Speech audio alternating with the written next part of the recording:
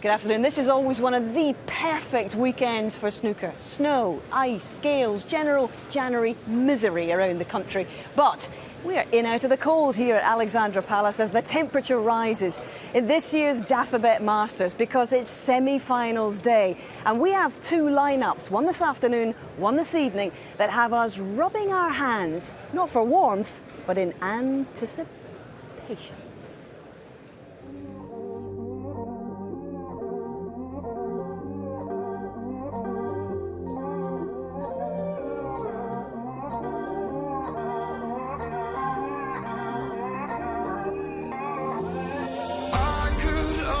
Myself with you around.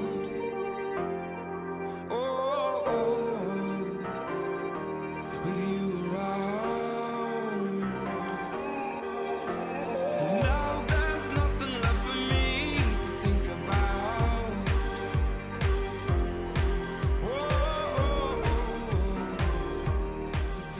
Well, Ken Doherty is twice a Masters finalist. Ken, sum up the particular appeal of this Masters Saturday. Well, you know, it's all about getting into the final, isn't it? It's excitement. Ronnie O'Sullivan is in town. He's playing Neil Robertson as well. It's going to be a fantastic match. And I think both players, you know, when you get to this stage of the semi-final, you really, you know, you're sort of itching to get into that final. It's a big game for both players, and I'm expecting fireworks because both guys in their previous matches were on fire. Relatively infrequent meeting, funnily enough, between the world number one, Neil Robertson, and the defending champion, Ronnie O'Sullivan. In fact, they actually haven't met for 14 months. It's quite How surprising. do you assess this one then? It's amazing that because two guys at the top of the game, you think they'd have a lot of meetings against each other. It's quite surprising, but I don't think that will bother them. I don't think they bother about stats that much. And I think it's just all about how they play on the day. And as I said, the way they played in their previous match, and particularly Neil Robertson, because his first match he wasn't that great, but against Ali Carter he was fantastic. Something like 97% pot success in that match against Ali Carter. Arguably the greatest single performance so far of the week. Yeah. As for Ronnie O'Sullivan, he's been setting records, surpassing Stephen Hendry obviously. So what do you think might be the determining factors in this contest? I think when they just get out to play, you know, whoever gets off, you know, gets into the rhythm very, very quickly. And I think that's quite important for both players. But when they're at the table, they command the table, don't they? You know, they really they prowl around like when they're there, they're the governor type of thing. So it's going to be quite interesting how Neil Robertson not only copes with the hype of Ronnie O'Sullivan, but the hype of the crowd as well, the expectation of the crowd and the atmosphere as well. But I'm sure he's up for it. You know, he's a very experienced player and he's got a great all-round game. We saw in the last match as well how not only he was good at the table, but his safety, his match play instincts is fantastic. Okay, as you say, both players as intimidating in many respects yeah. as one another, so that's going to be fascinating to see how it plays out. But expectation levels here are as high as the broadcasting mast here at Alexandra Palace, and that's been going since the 1930s. And it's fair to say this is a relatively infrequent, as we've said, meeting between them. It's only their fourth meeting at a semi-final stage or better in the last 10 years.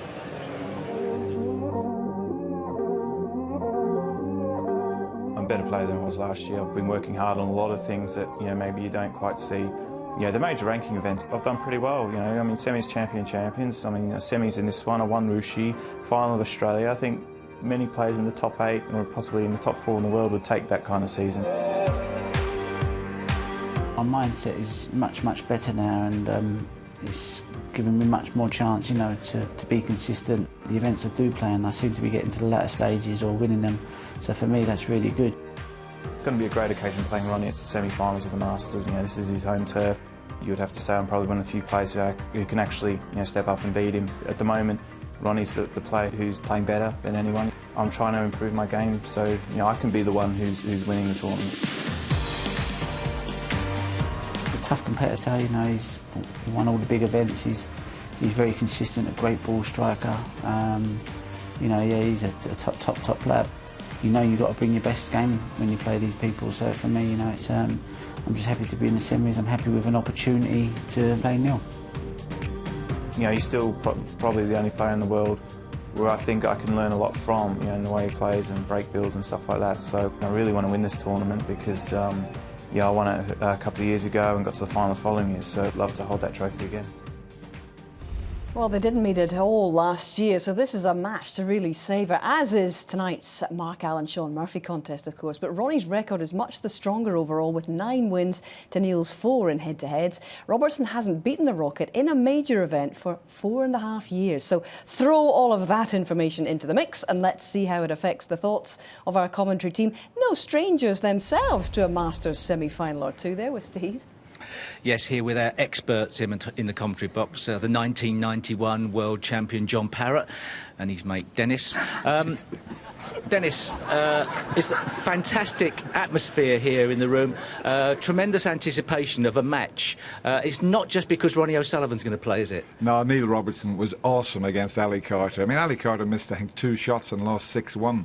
It's quite an incredible display, and he's going for his 2nd Masters title, but it doesn't get any better than this. The atmosphere backstage, it's unbelievable. I mean, we've got the going for Stephen Hendry's 6th title, trying to equal that against the world #1. I'm just so looking forward to this match. And obviously Ronnie O'Sullivan the favourite, but I don't think anybody really in the room knows what's going to happen today, do they? No, it's brilliant. And I think if you've got a seat in here today in the auditorium, it's a little bit like Charlie and the Chocolate Factory. You've got the golden ticket just to have a seat for this. It should be fantastic. 1,700 people in. Ronnie O'Sullivan, as you say, is the favourite, but if Robertson plays like he did the other night, what a match we're in for. OK, I don't think anybody in the room really knows the outcome, but of course you are supposed to be experts, so put yourself on the line. I'm going to go because Ronnie's been beating all the records, so he might even do it here. So I think Ronnie might just edge this. I'm going for a 6-5. Yeah, fair enough. OK. I went over to Rob Walker, our MC. Thanks, Steve. Good afternoon, ladies and gentlemen. Major events are made for matches just like these. The defending champion against the world #1 for a place in the final of the 2015 Dafabet Masters. Without any shadow of a doubt, it's showtime here at Ali Palace.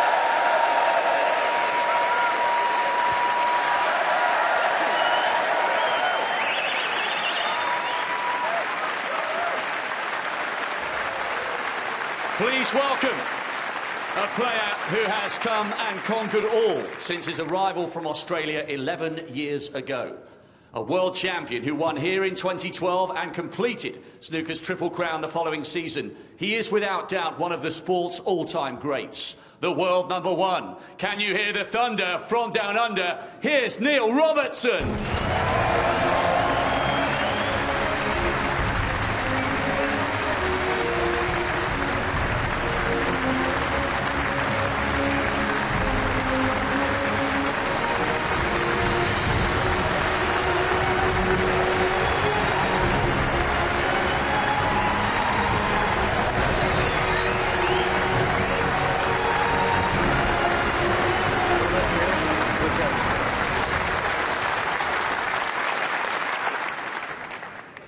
His opponent. He has been thrilling Masters crowds for more than 2 decades. This week he has once again proved that he's a record breaker and a history maker. He's the defending Masters champion. Blink and you'll miss him. The Rocket, Ronnie O'Sullivan.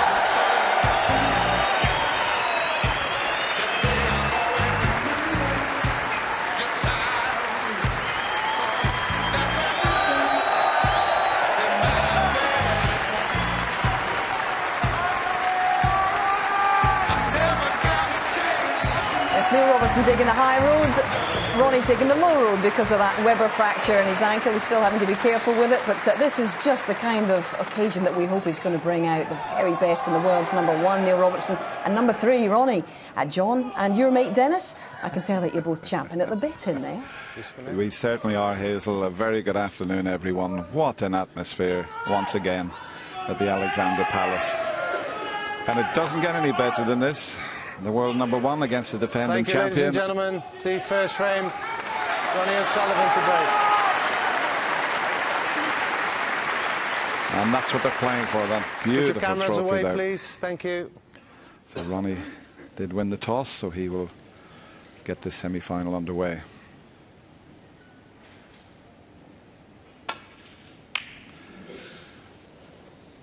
And just detected a very determined Neil Robertson as he walked into the arena there, JP. Yes, he's certainly going to have to be today. He knows he's playing against the benchmark. Ronnie O'Sullivan has been in fabulous form this season, one of the champion of champions and the UK. And I do feel as if, whilst he hasn't been at his absolute best here so far this week, Ronnie O'Sullivan, there's a big match in him somewhere. He's definitely going to hit top form at some point in this tournament, and he'll be hoping it's today. Looks like hot water there that Ronnie does bring out. I don't know whether there was maybe just dipped a tea bag into it for a couple of seconds, but keeps his hands warm. I've seen him do that quite a bit over the last few years.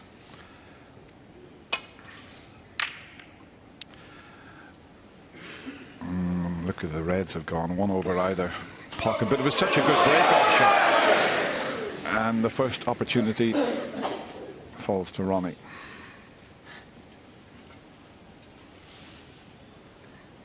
Yeah, it's quite ironic that, wasn't it? We watched Robertson the other night against Ali Carter.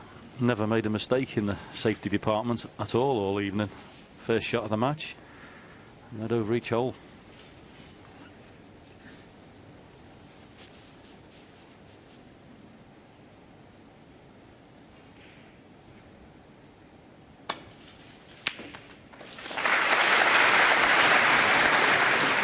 Well, that was a bit of an edgy one because he potted the red into the left side of the pocket. He didn't miss the pack of reds there.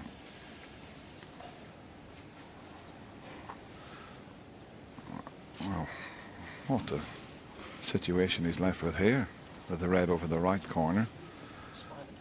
Yep. Looks like he's going to go for the I would think it would have to be the brown if he's to cover the red that's over this right corner pocket. Brown ball. That's it. No use playing for the green because he'd leave that on. But he might need to have a couple of attempts at this. This is awkward. And he'll have to keep playing it because he can see the black, so the miss will be called no matter how close he gets.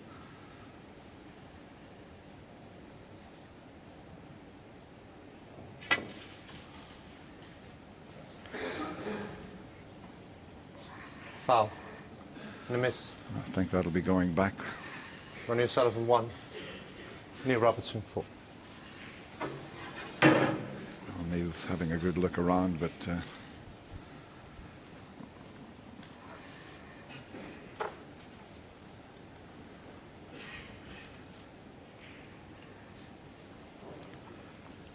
would definitely have this back.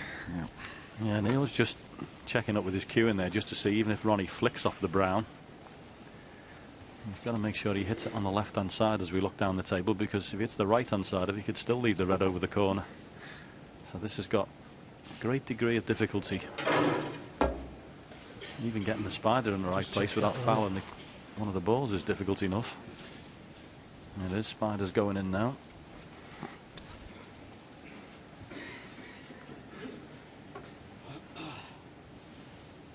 Okay. Brown again. Brown? Yeah, brown.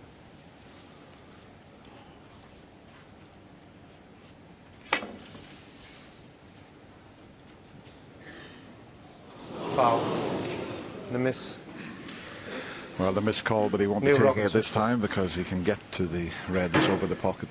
That was a must hit on the brown to cover things. Well, Ronnie had the first chance. Ran into trouble. What can Neil Robertson do?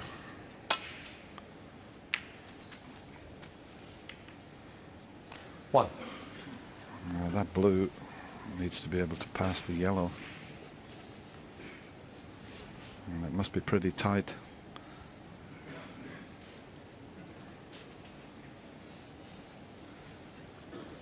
Yeah, I think it does go, but it's always one of those awkward sort of shots because you think about the yellow instead of concentrating on the blue itself. You think you've got less of a pocket than you have got, but he's experienced enough to know that. So one smooth pot required.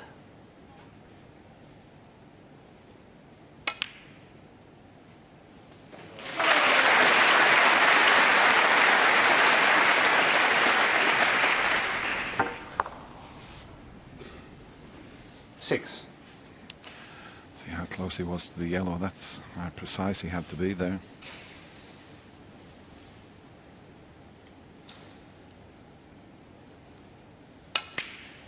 I wonder, can 7. he reproduce that form that he did against Ali Carter, because he was awesome, John, wasn't he? Yeah, that's just the one nagging doubt, isn't it? When you've had a peak performance like Robertson did the other night, and it was a peak performance, he was almost flawless. To have to go back to work again so soon, try and replicate that can sometimes be very difficult. But the feature the other night, Dennis, of his break building was how accurate it was. The cue ball under control, but everything went into the centre of the pocket. I mean, he made a 100 break in the first frame, and the ball didn't touch the jaw. 12. Well, look at that. That's for the whole tournament. 93%. Neil Robertson, 91 for Ronnie. I mean, in his match against Ali Carter, he was up at 98% at one stage. I think it was finished at 97%. I mean, that is incredible.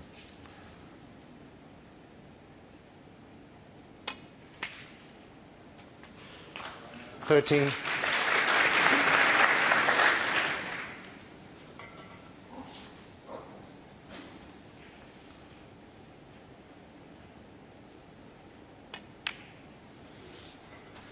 He played a match in the United Kingdom Championship late last year, and he was absolutely 20. phenomenal against Peter Ebden. And then the following day came out to play against Graham Dott, and in no time he was 5-0 behind. It was a great effort 21. to get to 5-all, but he got done in that final frame decider. So Neil will want to make sure that he maintains that form that he had the other night against Ali.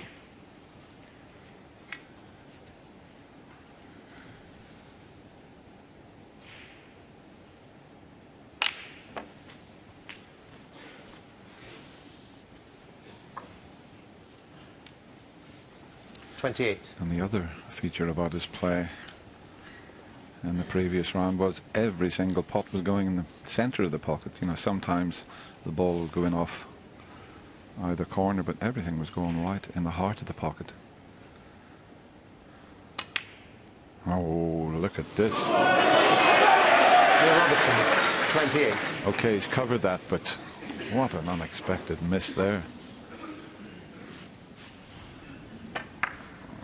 He just took his eye off that, just lost concentration for the moment. But this is a tough one that Ronnie's looking at up into the corner. He could possibly put the one that's near the pocket off the cushion, but he's going for the long one. No, no, no. It was close. Yes, I tried to play it in a way, of course, that would be covering the red on the right-hand side if he missed. That was very close, just caught the near jaw. And I think Neil can get past the yellow to clip this red in, so it hasn't gone safe.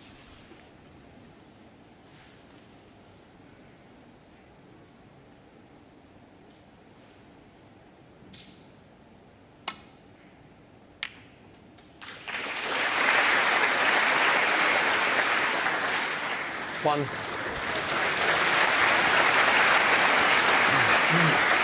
Well, he was automatically coming up the table. I think the cannon was a bonus. Wow, what a bonus. That was going to be stuck near the top rail, that cue ball, I think. So to hit that red there the way he did, happy birthday.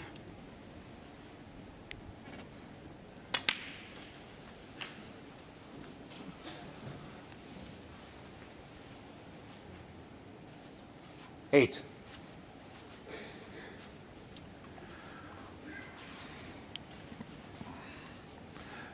He was automatically going to come back up the table because the red was quite thin, but when it cannoned the red, 9. lovely when that happens, and no reason why he shouldn't take the opening frame now. Yes, I bet you he can't believe he's back at the table so quick after missing that red that he missed.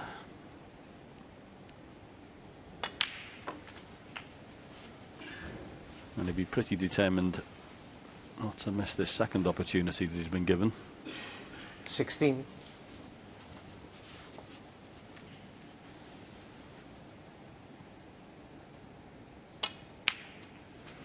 $17.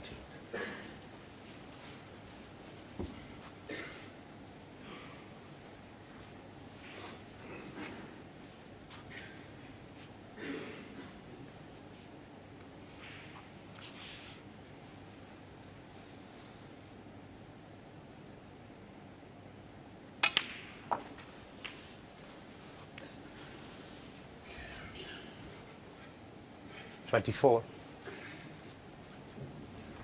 Yeah, plant. Pretty straightforward.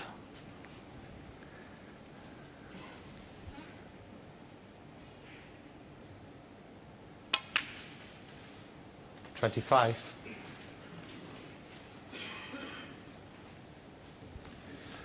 Quick glance at the scoreboard for Neil there.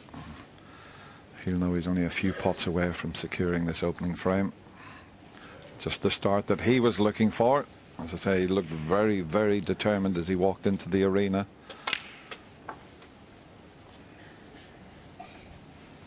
He got a terrific reception. I mean, Ronnie always brings the house down, but they give the Australian a fabulous reception here at the Alexandra Palace. And as our old friend Ray Reardon used to say, JP, if you produce the goods on the table, the crowd will get behind you. And just have a look at that crowd.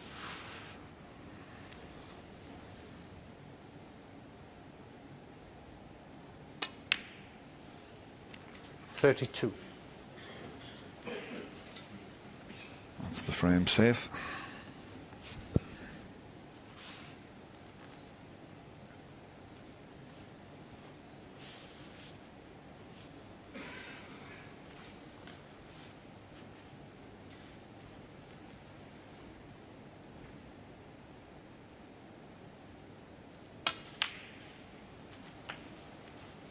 You're looking at a player here.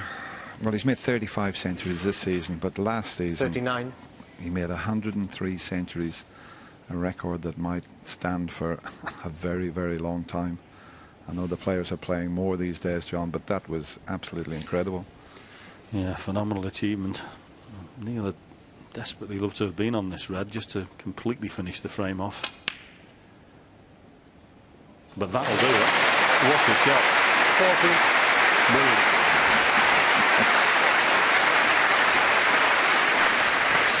Couldn't see enough of it to take it to the middle, but that's why he's renowned as probably the best potter we've ever had in the game.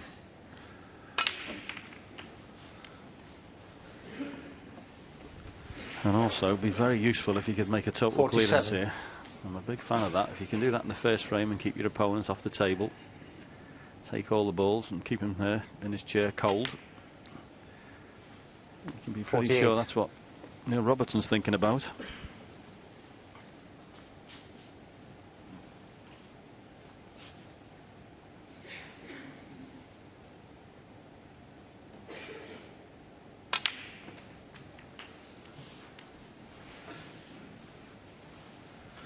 Yeah, not quite the cannon 55. he wanted there.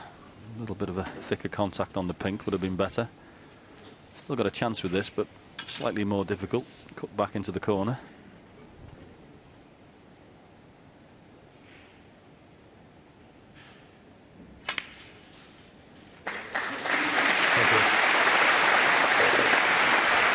$56.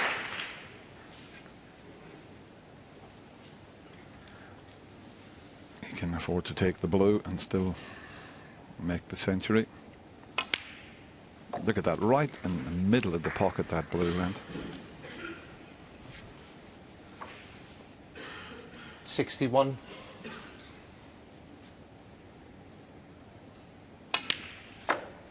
$62. You'll have to take a black with the final red, but he'll be well aware of that.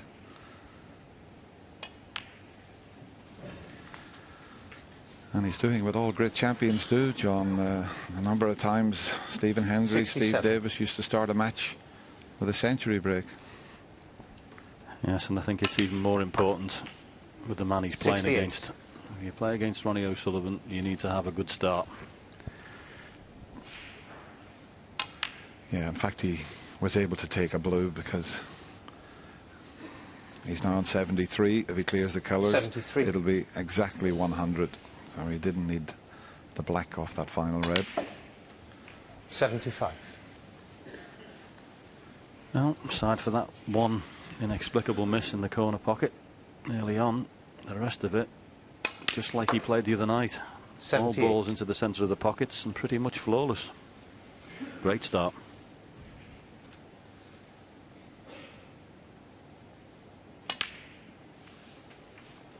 $82. We've had 23 centuries in this year's Masters.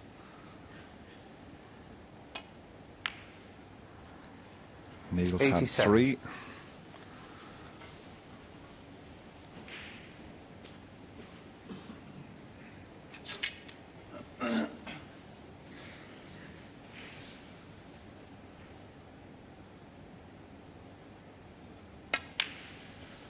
Well, you can hear a pin 93. drop in the Alexandra Palace at the moment. I think that will change when this black goes in. Start from the Australian. Ronnie had one chance, ran out of position, but what a way to finish the opening frame. Neil Robertson makes a century and he leads 1-0. Yeah, fascinating start, because there were a couple of early errors from Neil Robertson before that very precise 100 break. Steve? Yeah, I mean, he sort of let Ronnie off the hook early on, but it didn't cost him. And I suppose that's the thing about the game. You've got to try and work out what's happening. The game he played against Ali Carter, he didn't seem to put a foot wrong. That was an early foot wrong when he missed the red. Of course, if he'd have stuck it up, and then Ronnie O'Sullivan had made a big break from that, we'd have been saying, well, perhaps he's a little bit more unnerved. As it was, he now looks fantastic. John Parrott was saying that it is a difficult thing to try and follow a peak performance. In what respect, do you think? Well, I mean, he played to such a high level. It's very hard to keep that going. I mean, we saw the way Mark Allen played in his match, you know, after coming down, after playing so well against John Higgins. So sometimes it just depends. As I said, it's important to get off to a good start with Neil Robertson, to sort of stamp his authority, to say to Ronnie as well, send out the signal, look, I'm here in this match as well. It's not the Ronnie O'Sullivan show. I'm world #1, and he's stating his claim straight away. And in fact, he's actually had a lot to say in the papers over the last couple of days, saying that he's actually wanted a crack at Ronnie for the last couple of, few months actually, because he got to the semis at the World Championships, could have gone into a final with him. They was beaten by Mark Selby. Then there was the situation at the Champion of Champions and the UK. So he's almost champing at the bit, to use that expression again, to have another go at him here. Yes, and arguably, Neil Robertson is the type of player Ronnie O'Sullivan doesn't want to play. You know, younger than him, got attitude around the table, and firing for him, gunning for him. Nobody likes that, and so from that perspective, it may be Ronnie who's got a few more questions to ask today than Neil Robertson. Well, I know that many of you settling down to watch this. Stephen Fry amongst you settled down to enjoy this. A banquet of snooker, says Stephen on Twitter. We quite agree, Stephen, although I'm a little less excited about the prospect of Norwich City against Cardiff City later. But each to their own. Back we go. Thank you, Hazel.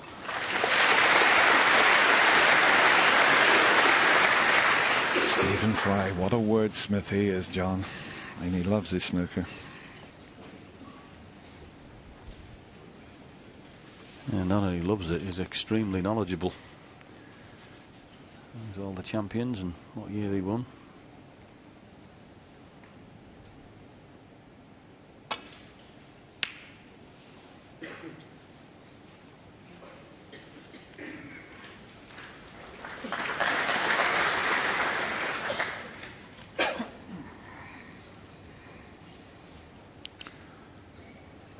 Can't get to the potting angle of the red that's to the left of the pink and reds for the middle. He just had a quick look to see if he could possibly take a pot on and get on the blue and leave it safe, but it's just a safety shot, hoping to cover that red. Has his judgment here. That looks very good. Well, I said looks very good. He was concentrating on covering that red with the brown. He doubled this one towards the right corner pocket, but this is far from easy. This will tell us how Ronnie's feeling at the moment. This is a big test of your cueing, especially when your opponent's just started the match with a century.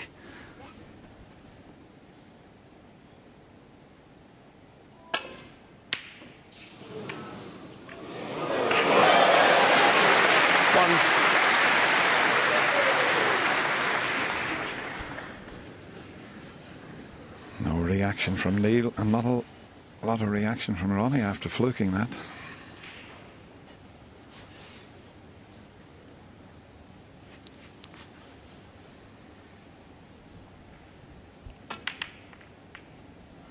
Ronnie O'Sullivan won. Just a bit awkward with that red up the other side as we show you this fluke again, and Well, he didn't get on the black, and if he hadn't have fluked it, I don't think he would have left much there. So, problem was, of course, he couldn't actually hit a boat colour either, so he couldn't leave the cue ball down there, and he had the black to play on.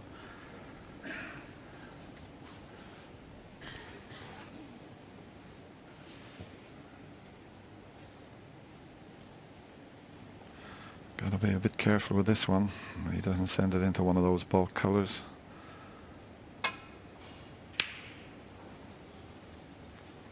Judged it well, and the frame back to normal now that that red's come back up the table.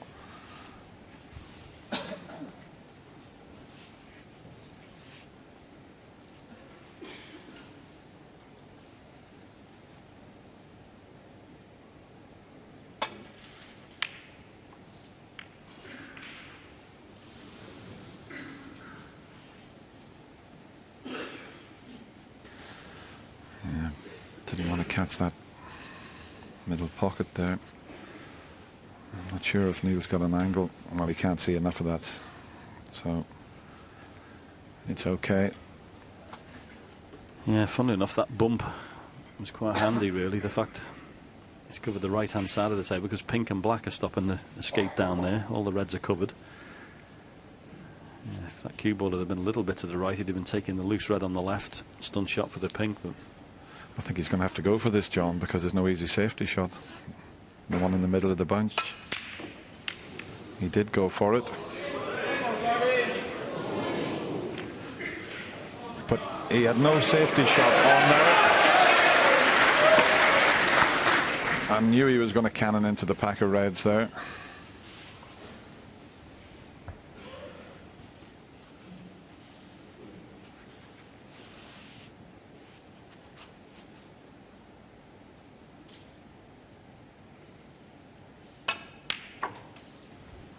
One.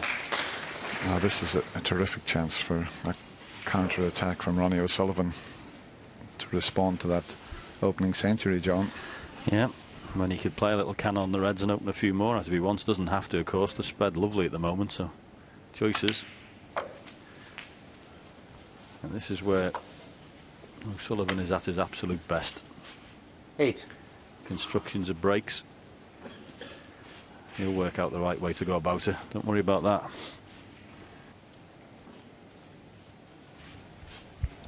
He's got a choice of 3 reds to go for, believe it or not. One in either middle, one in the pocket he's just leaning over. 9.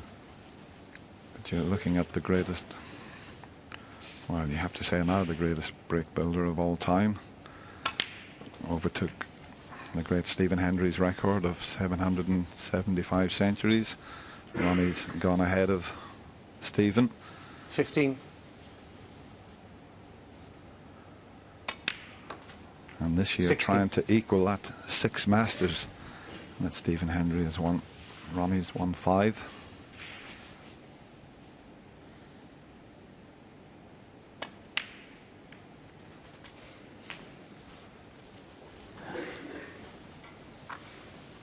Yes, black pots. 22. The top right-hand pocket, no problem. So Ronnie immediately trying to get onto this red. 23. And these really are lovely, the next 4 or 5 reds anyway.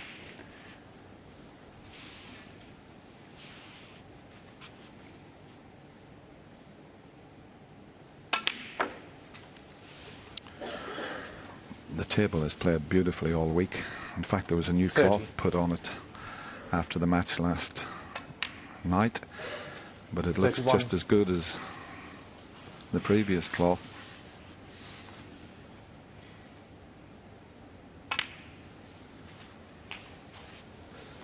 I know Stephen Maguire was singing the praises of the table. 38. Said it was one of the best he played on this season. 39. Yes, I know Pete Godwin, the table fitter, was working very hard last night. Make sure it was all up to scratch, and of course he had to measure it all out again, make sure there was no roll-offs and what have you. He said the floor's not the best in here, he was telling me the other day, so it takes a bit of time to get it all right. Meanwhile, Ronnie gets an angle on the black here. Generally you'd want to play this and play a cannon up into the pack and stay on the loose red, but he may have come too far for that.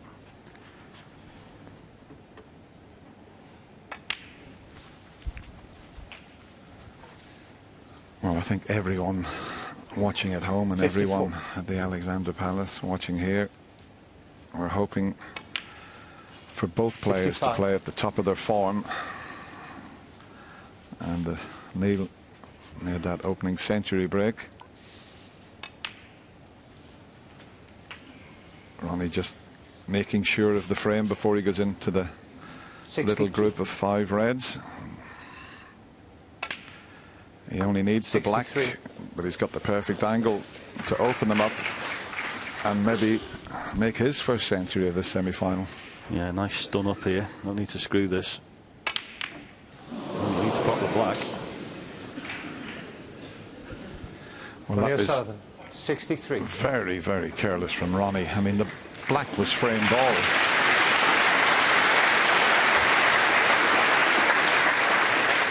I mean, just make sure of the black and let the white take care of itself. You know, we see players miss pots when they're concentrating on a cannon, but, you know, he didn't really need the cannon. The black was enough.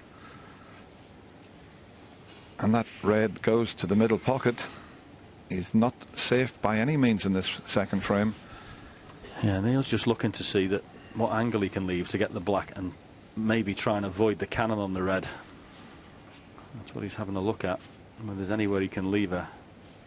And of course, this isn't the worst chance because the 3 reds that are in a line next to the pink, maybe the bottom one pot's there.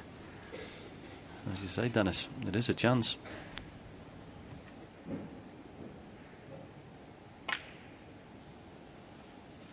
One.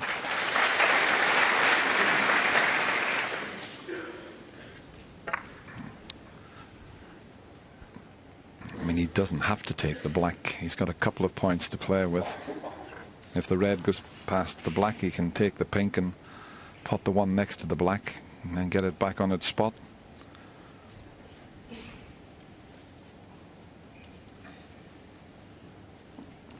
Well, it looks as if there's plenty of room for the red to go past the black, so the pink and nicely on that red. Black back on its spot, and he's got a real chance. And what a steal this would be, John. Yeah, I mean, it's purely a matter of which way you fancy this, because he's definitely got the angle to pot the black and avoid the red, I think. But if he plays the pink, he doesn't even have to consider that. Well, he can go twice across the table or just drop it in. You see, he doesn't have to take that red immediately, but he can only take another 1 pink, and then he's got to get the 7. black back on its spot. He's just trying to reckon up the score to see what points he's got to play with before he has to take that black. I thought he might have played for the red next to the black off that pink there.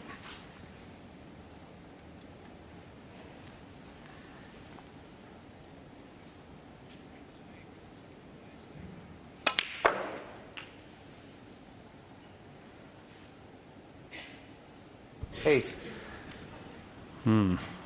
Now, can he pot this black and just avoid the cannon on the red? See, the funny thing is, the shot before, Dennis, it looked absolutely perfect, didn't it? He's gone about a different way, but he must be happy he can get round the back of this without moving it. No, that's a player cannon, so change of tack. 15. He's still looking at the scoreboard. Sometimes when you're out there, you're concentrating so hard you struggle to work out how many points you've got on the board and what you need, but he's got to get up to a high valued colour here.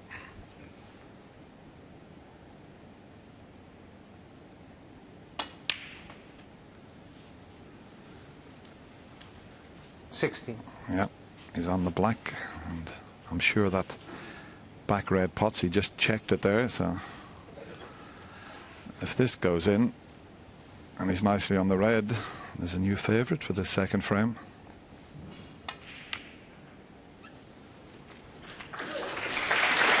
And this would be an absolutely massive steal. 23. Ronnie would be kicking himself in that chair if he loses this frame. 24. Black off the spot. It's all he needed. And to miss that and see your opponent clear up would be a major body blow.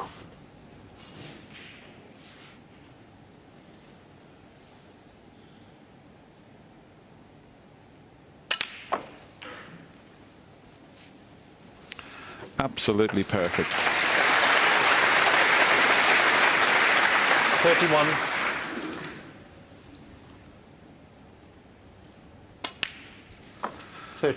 I know it's the best of 11, first to 6, but what a turning point this could be. Well, they're there for the taking now. 39.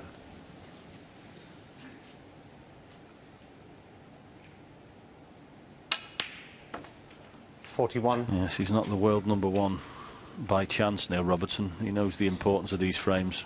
It's not winning the ones you should do, it's nicking the ones you shouldn't. That's what wins your matches and tournaments, and he knows the importance of this.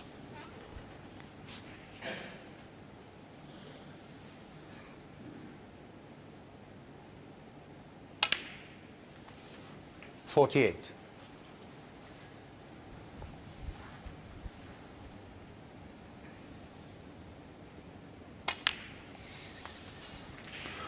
53.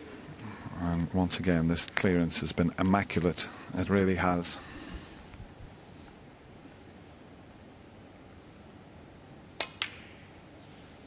.59.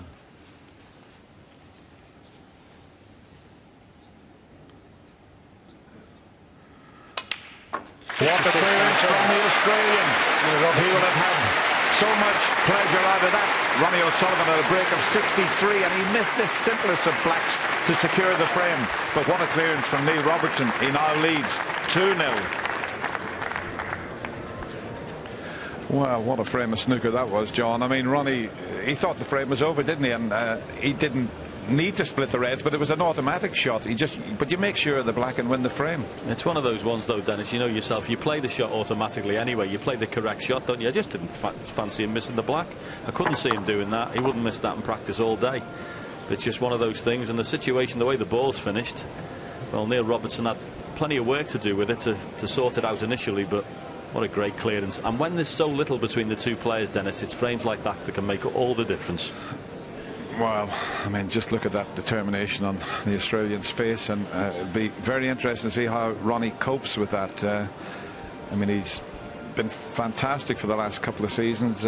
Ronnie, he hasn't looked flustered, you know, but that will hurt, and he'll have to put that to the back of his mind and start afresh. But boy, that was a tough one to take there.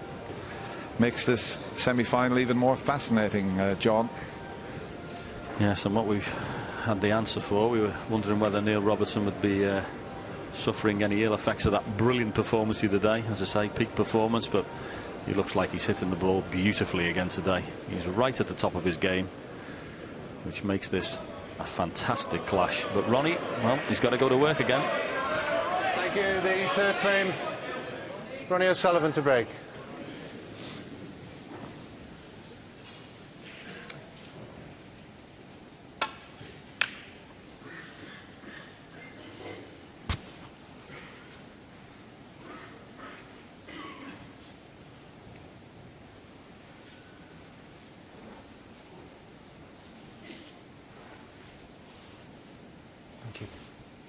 Thanks, Neil.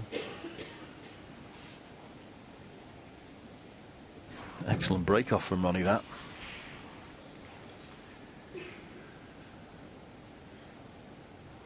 Got to get this one really thin if you're hitting this one. Jaws could come into play. Yeah, there you go. It was a cracking break that, had him a lot of trouble, and Neil can consider himself very fortunate.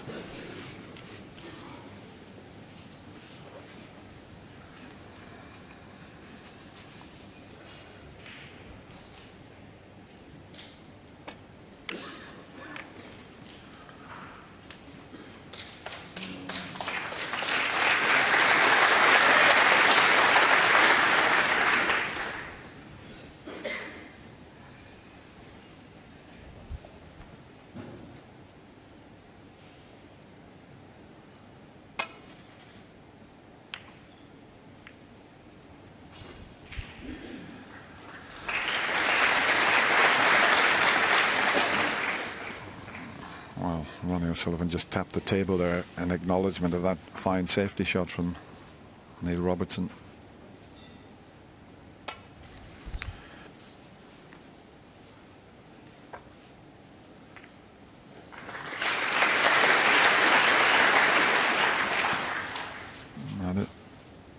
This was the shot where he played the thinnest of contacts, and John said he had to watch the jaws of the pocket, but I'll tell you what, he got away with that. A little bit of a stalemate because there's no way back up the table just yet.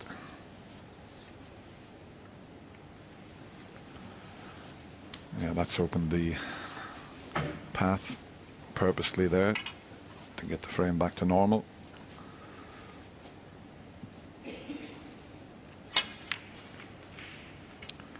And that plays a big part, John. You know, if you're playing at the top of your form and you do make a mistake and get away with it, what a difference that makes. Yeah. You can't need a bit of luck as well as being talented. It almost seems unfair when you're playing against it. Someone should be playing so well and getting the run of the balls, but that's the way it tends to happen. When you're playing well, you get all the rub you can get. Yeah, and there, the cannon on the brown has left Neil with a chance. If he slips past the brown, it's perfectly safe.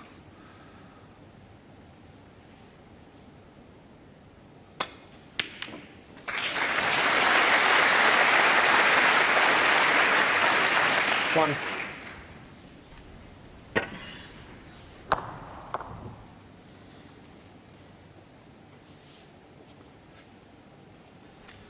Straight blue in the corner.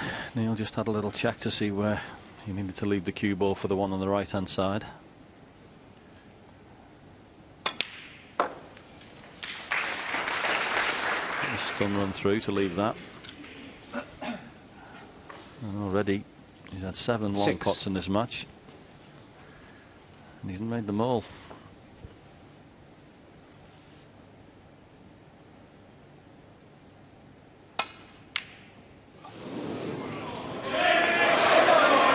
Robertson 6. Well, make that 7 out of 8 because that was an unexpected miss from Neil.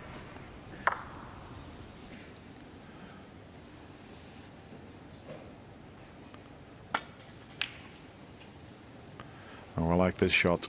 I like this shot a lot.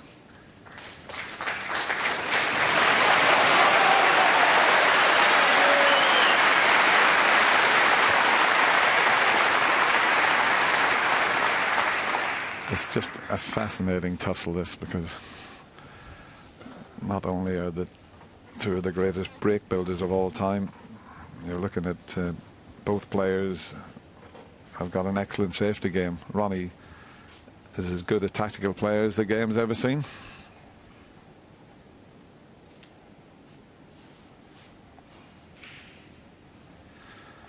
And just looking at it with a red either side of the pack there, if he comes off a couple of cushions and lands in the pack of reds, he could quite easily leave a pot. So this will need a little bit of studying.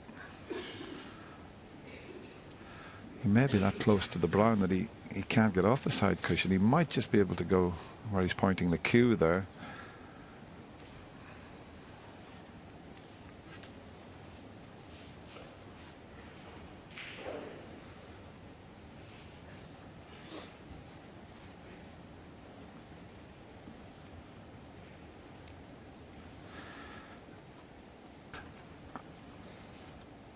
I mean, my line's a bit close to the blue, but somewhere along there, and he might hit the red that's on the left, but that, I think that's what he's looking at, some sort of a escape into the bunch. Now he's just gone twice across, and that's pretty good, yeah.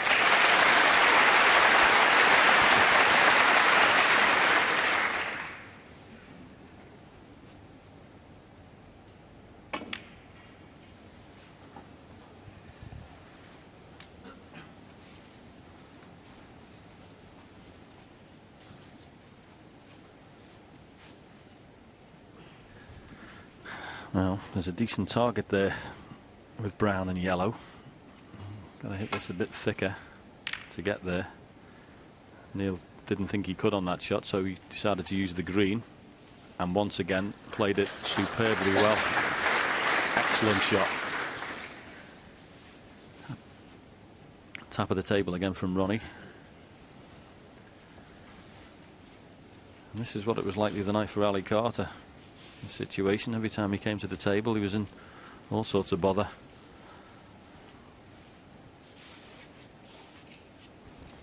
Well, he'll have to be very precise. Well, he can just see this red past the blue by the looks of things. Yeah, but he's got to be very precise. I think he might just be able to get through to that red past the black. I'm not sure, maybe not. The one along the cushion is no good for Neil because the black's tied up. But he's got one up into the corner pocket past the blue.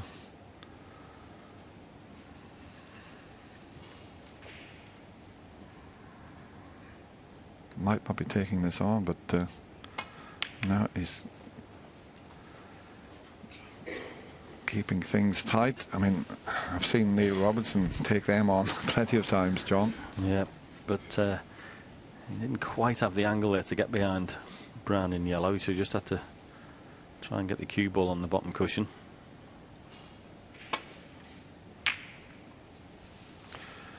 Well, that's what you call an attacking safety shot. Just put the reds all in the open.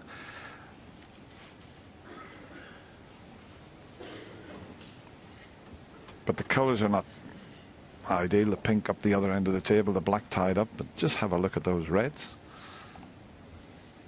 Yeah, what a safety shot that was. They went everywhere there. It's just a case of don't make a mistake now, because I don't think there's a pot on that's easy anyway. And because they're so spread out, difficult to get away back to the book.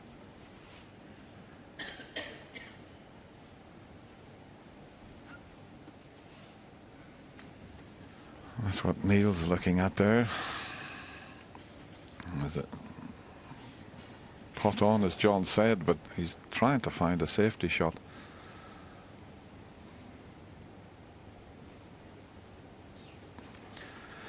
I'm just wondering if he could land on a red, but I can't see a red he can land nicely on and leave it safe. I mean, he can play this red on here and try and get in behind the red that's on the top cushion, just drop it in behind it, but yeah, fraught with danger that was.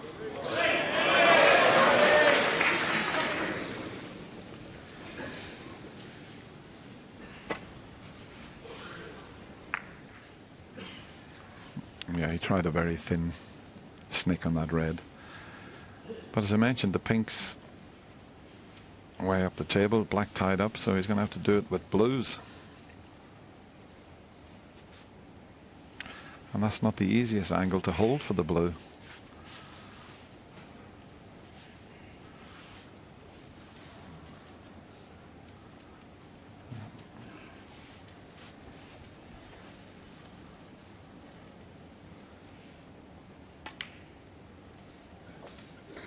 One.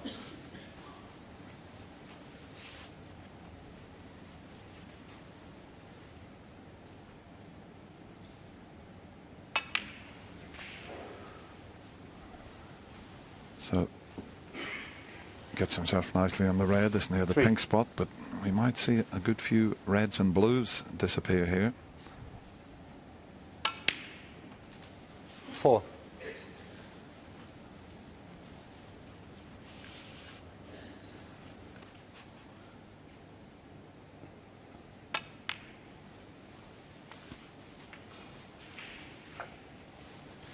Yeah, real tricky situation, 9. isn't it?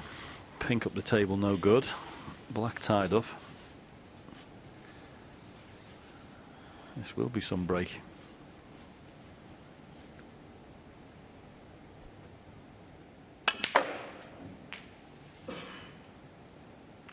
Ten. And now he's got to power the blue in. At least the brown's not on its spot, so he's plenty of room to go in and out of the bulk area and up past the blue spot. Well, he's run it around, but maybe he hadn't got enough angle just to go in between the yellow and green. But Now 15. he's faced with a tough long pot. It's almost straight, I think, this red. Now this is key pot coming up here. You need to push that cue through dead straight. And he certainly didn't do that. Ronnie O'Sullivan, 15. I think it was the previous shot when he cannoned the brown that sort of annoyed him somewhat, but the green was a bit of a distraction there.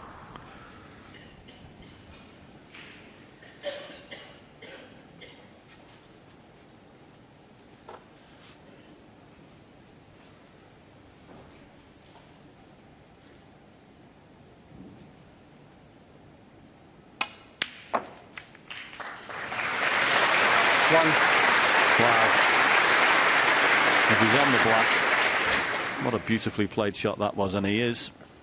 Great shot. Well controlled. Flicked the red away. Fabulous.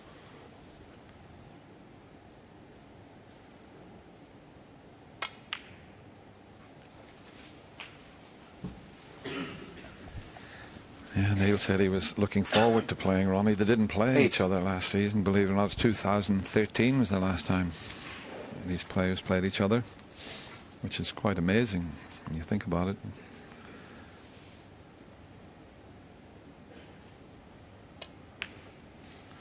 In fact, Ronnie beat Neil 6-5 in the semi-final of the 2013 Champion of Champions, but Neil had a 4-2 win in a European Tour event. But these are the ones that count you on, the big ones. Yep. And Neil have been encouraged as well by how far Ronnie missed that medium pot by. Didn't cue it at all well.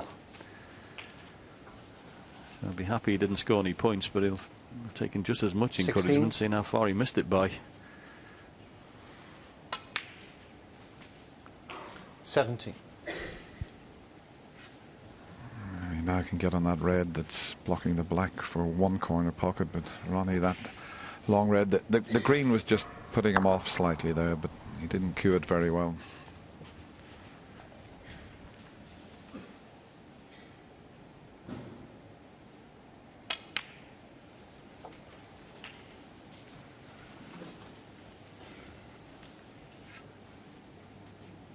$24.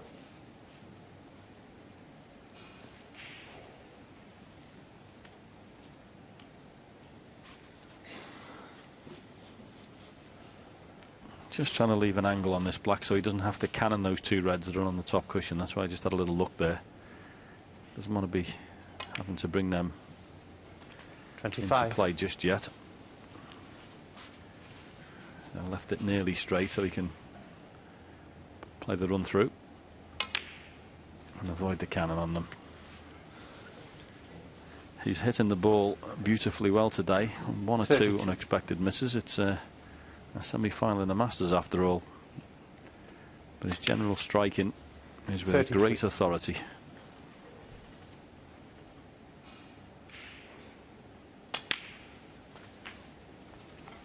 Yeah, 4 frames to be played before the mid-session interval, and he's well on his way 40. to winning the opening 3. Still got a bit of work to do here. And what is he, 31 points in front? Doesn't have to disturb anything really. He's got 41. an angle to drop on those two reds. It looks to be perfect to leave them for the right corner. You can just roll it in. I think he's absolutely perfect.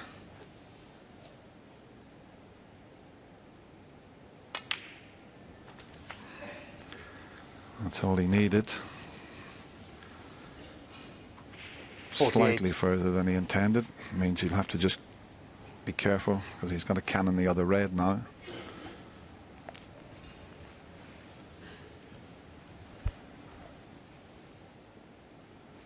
And he can play a screw shot here and take the cue ball up towards the baulk area or on the blue. Where's that cue ball? Where's the white going? Robertson 48. Ronnie O'Sullivan 4. Amazing. You could never see that happening. but it was because he didn't get on the 2 reds as he intended. He just ran a little bit too far. So another twist in this 3rd frame. Mind you, there should be some clearance with those 2 reds on the top cushion.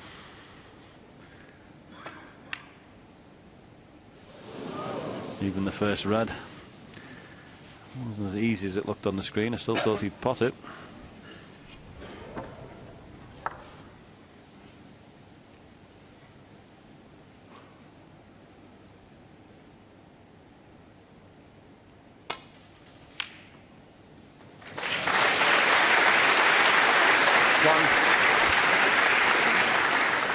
You just can't leave anything out for this potting machine that we're watching. 94% he's at the moment in this match. That's very high indeed. As I mentioned earlier, he was at 97% in his match against Ali Carter, but he's let that run away. 4. I mean, that was such a good attempt. It was banged in the middle pocket, that green, with a stun run through, and he's come the one place he doesn't want. He'd been a bit higher, he had a chance on that back red.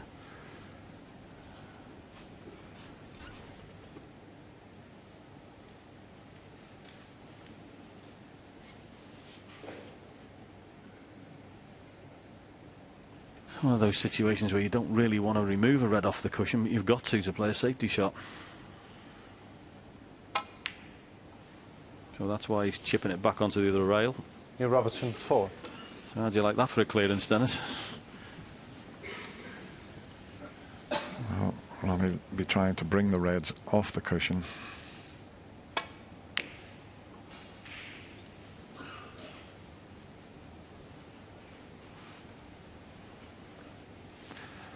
Neil Robertson needs 1 red and any colour above the green to leave Ronnie needing a snooker.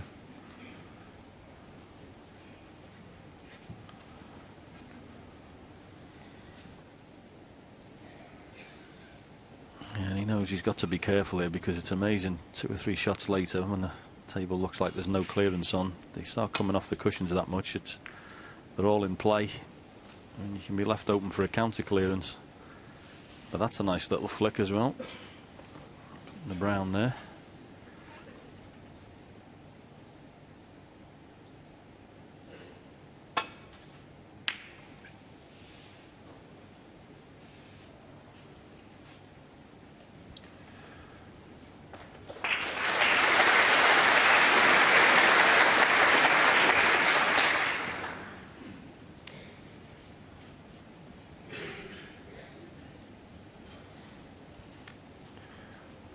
Would be a thin snick to take it to the middle pocket. I don't know if you can see enough of that,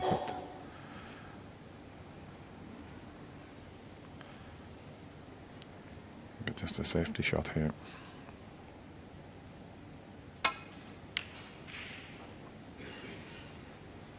And a pretty good one at that. That's a clever shot there. Yes, very clever, very well played. And now Ronnie has got a really tricky shot here.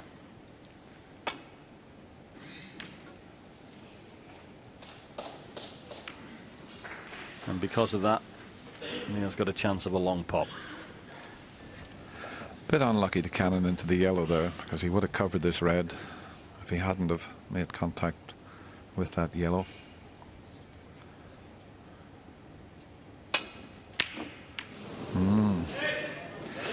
But once again, he's missed the pot, but look where he's left them.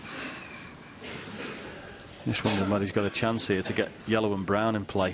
Play off the reds, move them off the cushion, but try and get that yellow and brown back in play if you're going to make a clearance.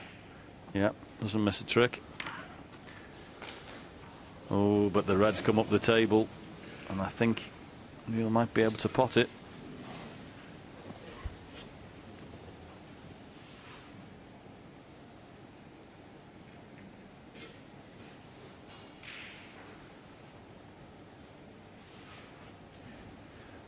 Can't see enough of it to take it to the middle pocket.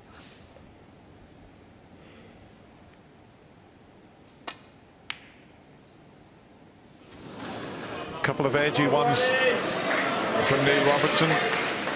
He's at the point where he knows 2 pots would give him a 3-0 lead. Didn't expect him to miss that. No, so that red sticking out, which we thought was going to be Ronnie's undoing. That clever little shot he played that nearly came off. One. Might pay dividends.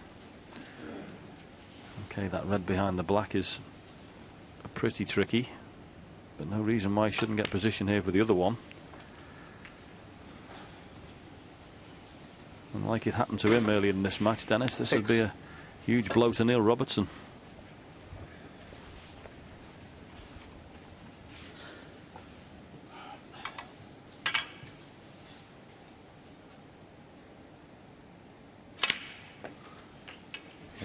He didn't have to play on the black there. He's still okay. He's got a nice angle just to stun this in. Doesn't want to finish straight on the last red, just a little bit of angle, but keep your eye on the blue.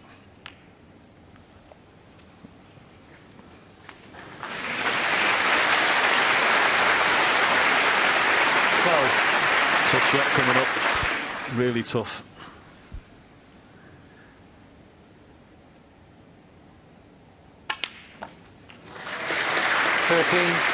And this one just as tough. He's got an angle.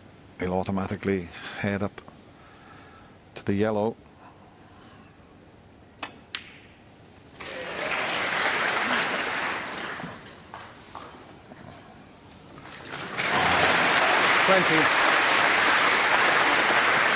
That's finished awkward. He's having to bridge over the green.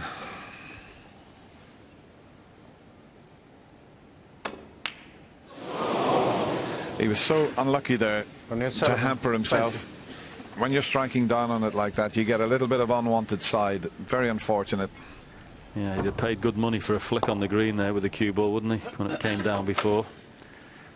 Just a flick on there would have made all the difference.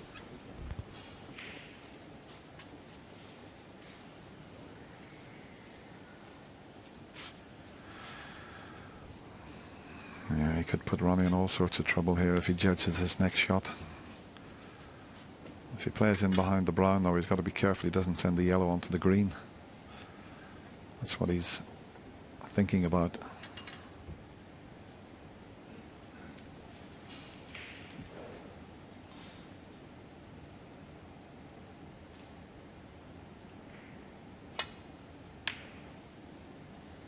And he's played it nicely, though.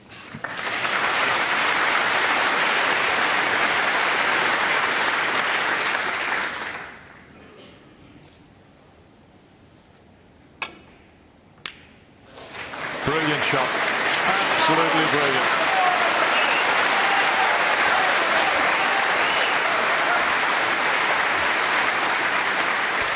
Yeah, take that every day of the week. Good hit, but the snooker is definitely a bonus. Yeah, you're just trying to hit the ball full when you're trying to get out of a snooker, but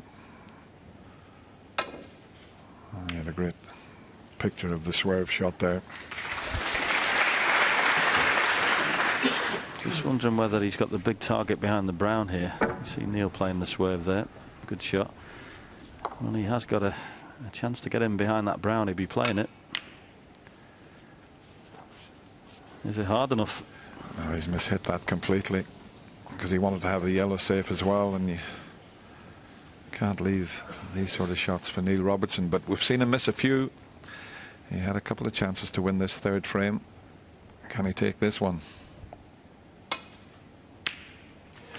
He's not going to keep missing them. Two. Beautifully played that. Clean as a whistle, wasn't it? Once again, right in the centre of the pocket. Fabulous long pot.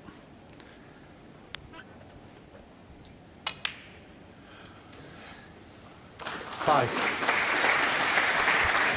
Well, what a task now that faces Ronnie O'Sullivan.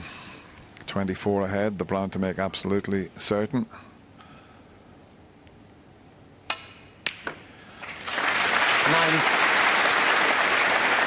One more frame before the mid-session interval. And Ronnie O'Sullivan badly needs it, because you never settle till you get your first frame on the board. And look at that for a pot. 14.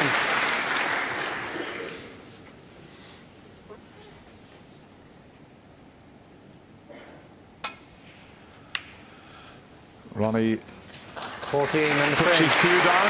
Don't blame him for leaving the arena. It's all Neil Robertson. Ronnie had a bit of a chance there, but the Australian now leads 3 frames to 0.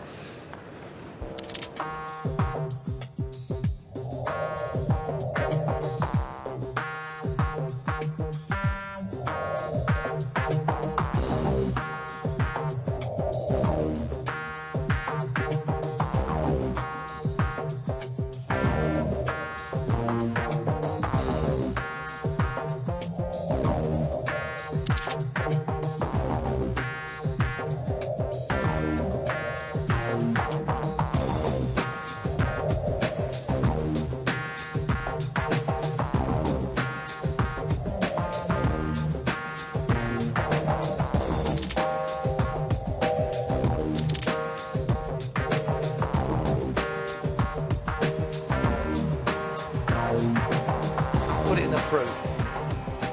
Yeah, what a fascinating afternoon. And I know that many of you at home, and we've been hearing from you on social media, you've put work on hold, you've put the shopping on hold, the gym, everything. You're quite right as well. And an unusual situation. I don't think many of us would have predicted that. But when you look at Neil Robertson's long pot success, 10 out of 11, Ronnie is struggling today, Steve.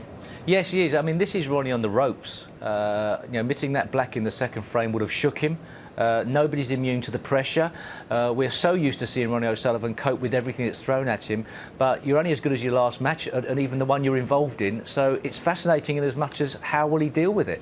How do you think he is going to be able to cope with this? Because there's been a lot made of his temperament and how really serene he's been. Nothing has seemed to faze him over the last few months, Ken. This is a proper examination of that. Yeah, it's a real test for him now, and it'll be interesting to see how he copes with it. I mean, in the past, it hasn't bothered him, gone a couple of frames down. But, just things aren't going right for him. He missed the black. Even in that frame, he had a couple of chances to clear up and didn't take them. And he looks a little bit nervy out there. And just like his positional play hasn't been up to scratch so far. And he's under a bit of pressure. He is indeed. And by contrast, Neil Robertson's so crisp, so precise and very decisive. OK, he's missed a couple, obviously, yeah. But in terms of the way they've started, how do you assess the way he's been playing? Well, I think Neil Robertson's as well placed to beat Ronnie O'Sullivan as any player in the game, because he's got attitude around the table. He struts around as if he owns it. And whilst psychologically the game, it doesn't necessarily play out, the balls are what you're playing, you are aware of how your opponent looks around the table. And this is a big moment for O'Sullivan and indeed for world #1 Neil Robertson. Yeah, you would have to say Ronnie definitely needs this frame to go to that mid-session interval just one behind. He was very unlucky in that previous frame. He really was.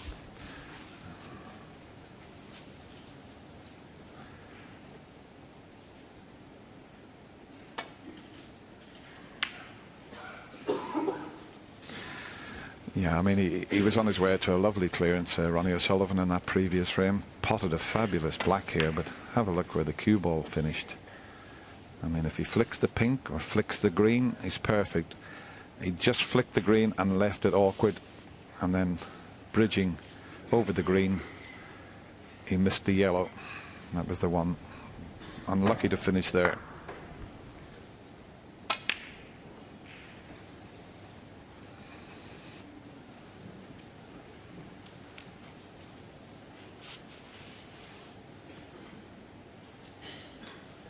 Well, Neil played that double there, so presumably he played it. He didn't think this red would go, because why would you play the double if this red pot's in the green pocket?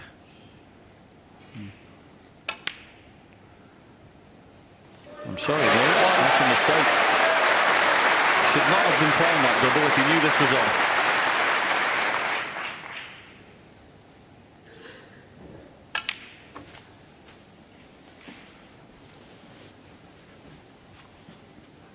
Eight.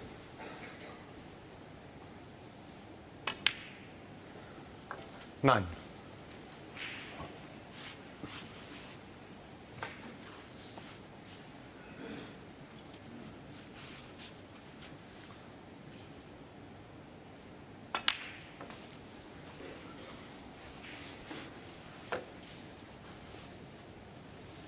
14.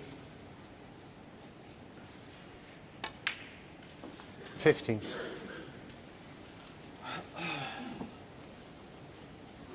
Just what Ronnie O'Sullivan needs here, 3-0 down. Good opportunity, a few balls in the open, chance to make one visit count. That's what he'd be thinking about. 18. Huge to be only 2 behind at the interval instead of 4, that's for sure. 19. But I'm with you, John. That double that Neil took on, can't believe it.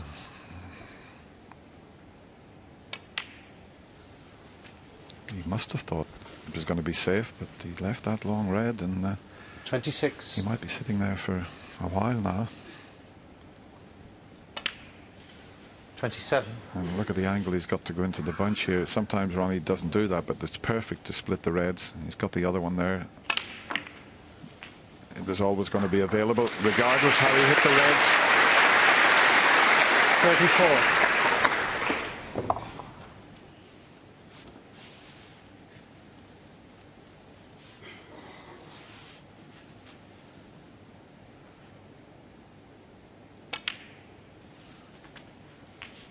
And he could just manage to miss the 35. cannon, and he couldn't have played that any better. Beautifully controlled. Looked a simple little shot, but look where he left it. Absolutely perfect.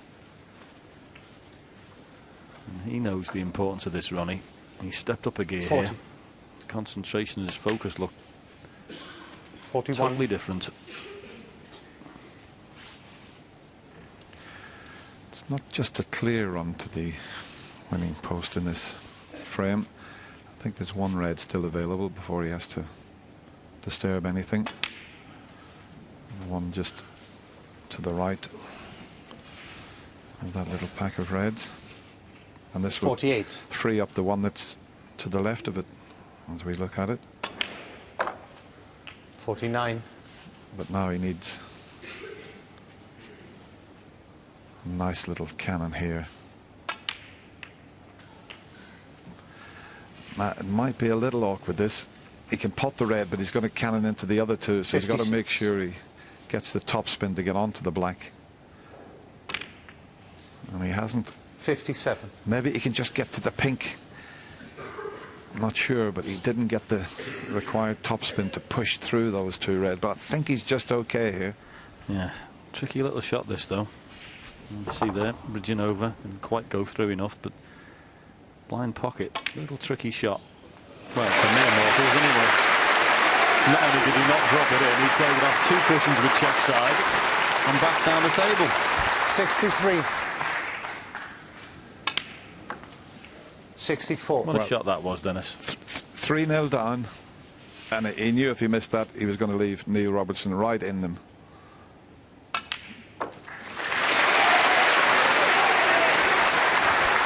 Well, 71. Neil Robertson took that double on, missed it, and that was his 72. only shot. Yep, it's getting warm out there now.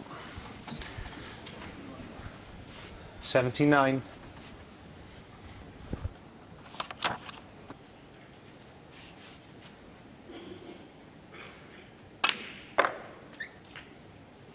80.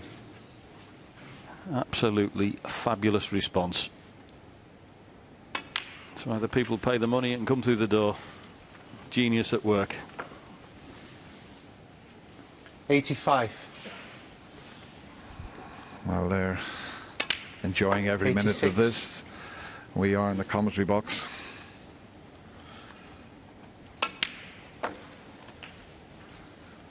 Little pot red here. Flick the other one out over the middle. 92. 93.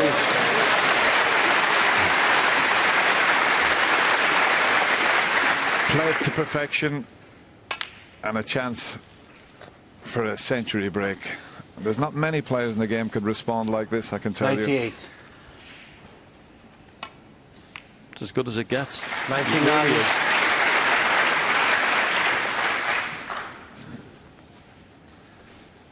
He's made 776 centuries, Ronnie O'Sullivan. Make that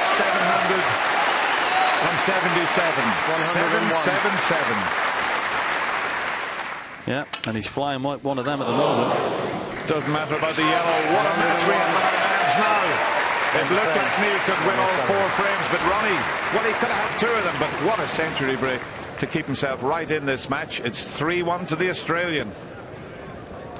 And in only 7 minutes and 16 seconds, suddenly Ronnie O'Sullivan is back in the match, and that's how quickly he can turn things around. Yeah, Still got obviously a lot to do, Ken, but... Of course, yeah. Well, he answered the questions there, didn't he? You know, and very strange shot from Neil Robertson, though, to let him in so cheaply, Steve. You know, like he played a double and left the red into the green pocket, but a great response from O'Sullivan. That's what he needed. That'll settle him down, and he'll certainly enjoy his cup of tea a little bit better after that. Sure he will. Steve, you've seen many a Masters semi-final. You've appeared in many a Masters final like this man beside you, but how does this occasion feel to you today?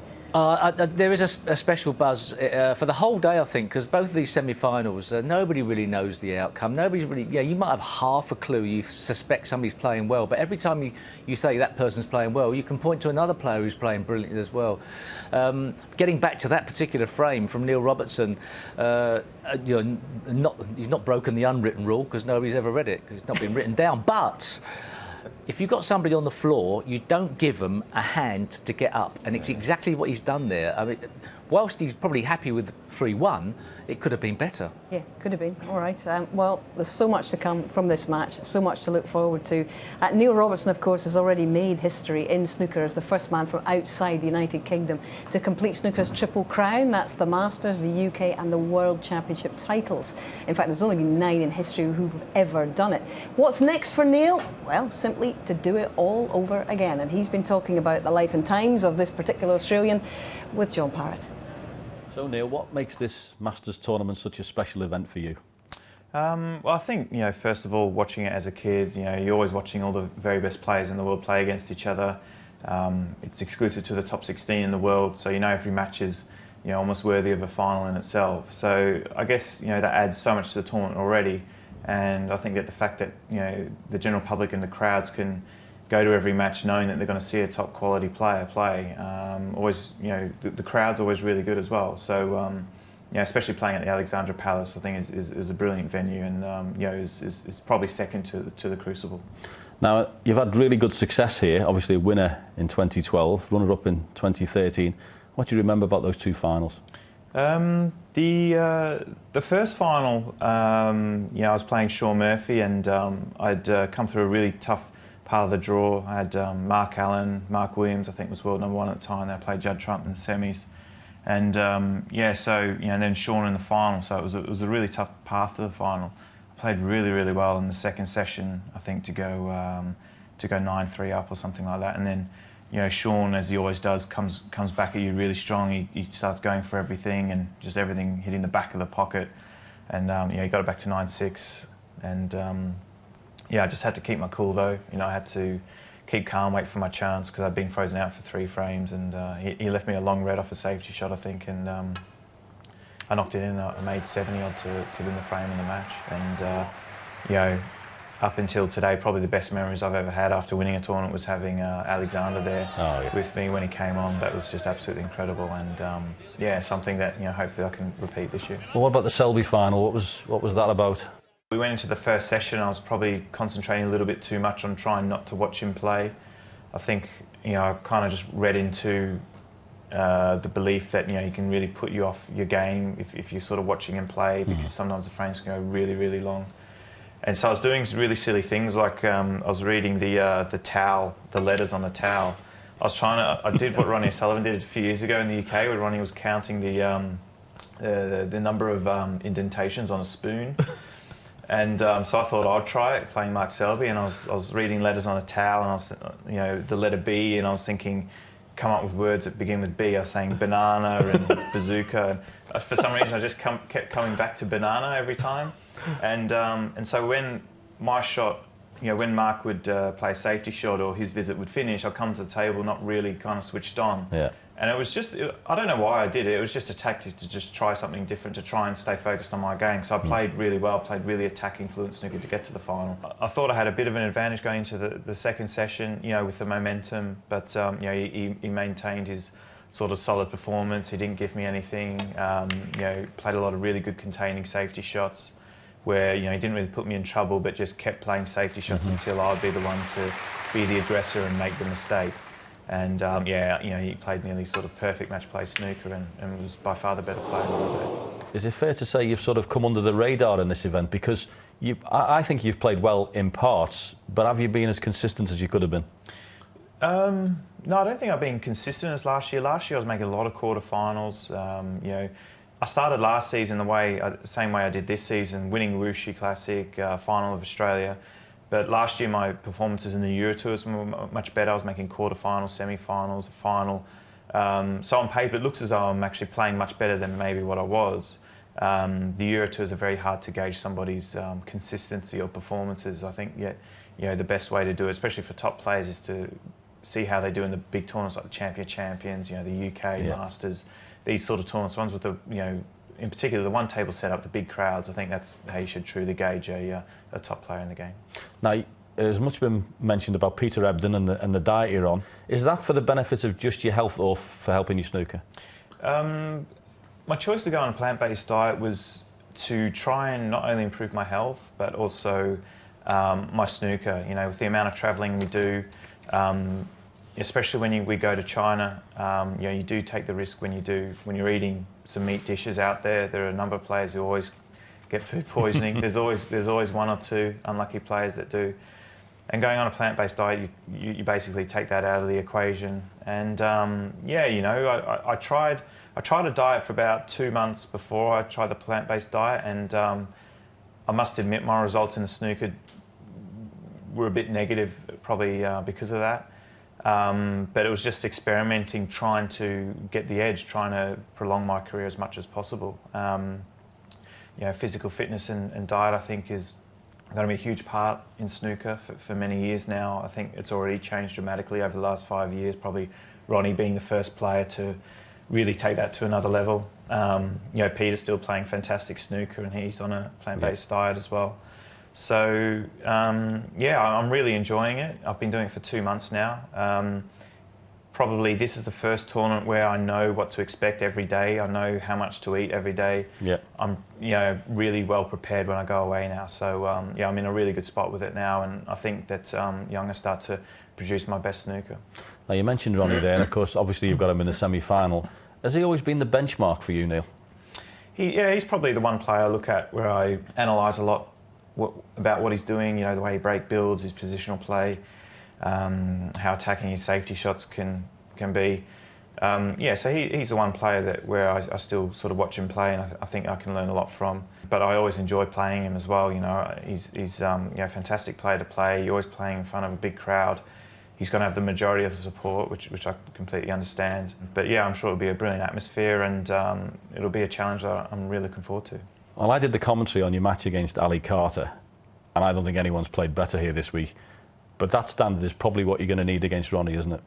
Yeah, it is. I think, you know, in terms of the efficiency with my scoring, it was near enough one visit every time. And my safety was absolutely incredible. I think, you know, I put Ali under all sorts of pressure. Ali's one of the best safety players the game's ever seen, and you know, I had him in a lot of trouble, and he didn't have many answers. So that's the sort of level I expect that will be required to beat Ronnie, and I'm confident that I can reproduce that kind of form. Okay, Neil, thanks very much, and the best of luck. All right, cheers. Always great to listen to Neil Robertson. And what have we learned from that? Never think about bananas during a major final. But he probably does think about them a lot now because of this vegan diet that he's on, plant-based. And we were saying at the UK Championship, he'd only been on it for, what, a couple of weeks, and he genuinely did not seem to be adapting as quickly as he'd hoped. He looked weaker physically, didn't he?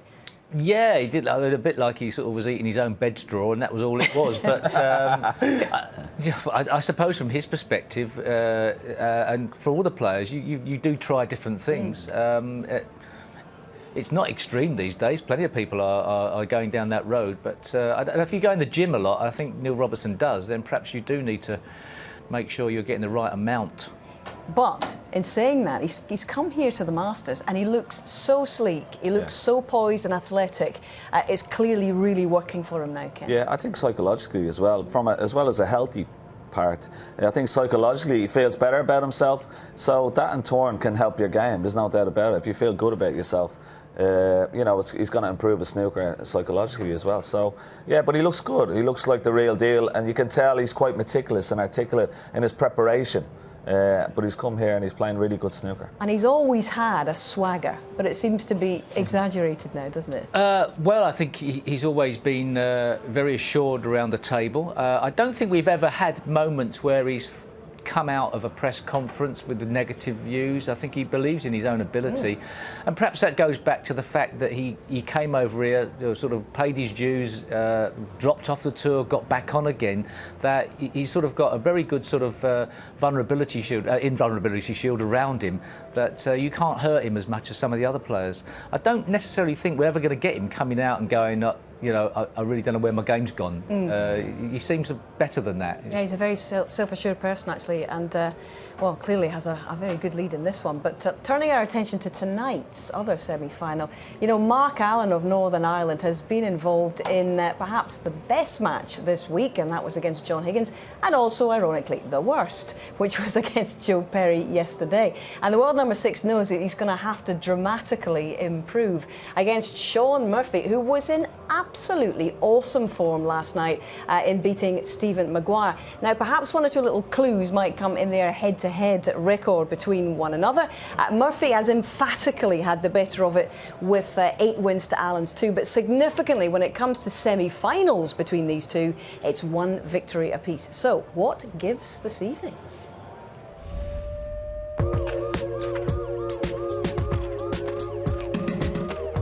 I came here to try my best and make a good start to the new year. Worked hard in the few days before I came to London, and I'm very, very pleased to still be batting. There's been many times I've come here and played pretty well and get beat. You know, you're playing against top players in the world, and that can happen. And I think one thing I do have is good bottle. There's not too many matches that I've lost where I've thought, no, I've really bottled it there and should have won and missed an easy one. No, I've always been pretty happy with having that. It's a good thing to have in your locker. It's a very, very tough event, this. This is what the people come to watch. It's the best in the world beating each other up. And anybody could come out the winner on Sunday. I just hope I'm in the shouting match. But, you know, I've got Mark in the way at the moment. We've had some great matches over the years. Playing him in the semis is going to be a tough match. It's going to be very open. I'd be confident going into it, although I need to improve from my last match. But my recent record against Sean's pretty good. The thing you know about Mark Allen is that he will get better. He won't continue playing like that. So I have to take that into account. I know he's going to come out all guns blazing, or at least I have to prepare for that. But what can I do about it? Just make sure I prepare well, do my thing, play my shots as well as I can, and see who gets to 6 first.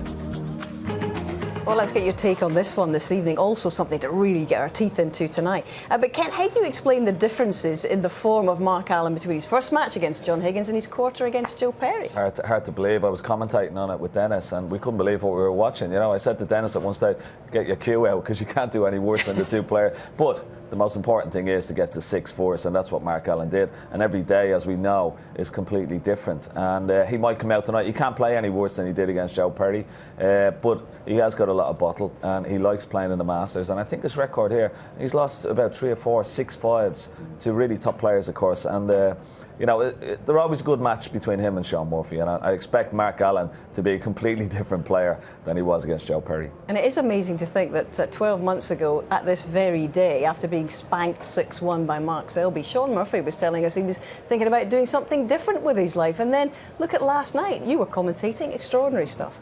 Yeah, I mean, Sean Murphy played astonishing snooker last night. He was breathtaking. His potting was excellent. He's very assured around the table. But what we obviously know is that that's no guarantee that it's going to go on into the next match. But of the 2 players coming into this semi-final, obviously the track record is on Sean Murphy's side, that he's been to more finals. The questions are on Mark Allen. Can he beat the top players in the top arenas when it really matters?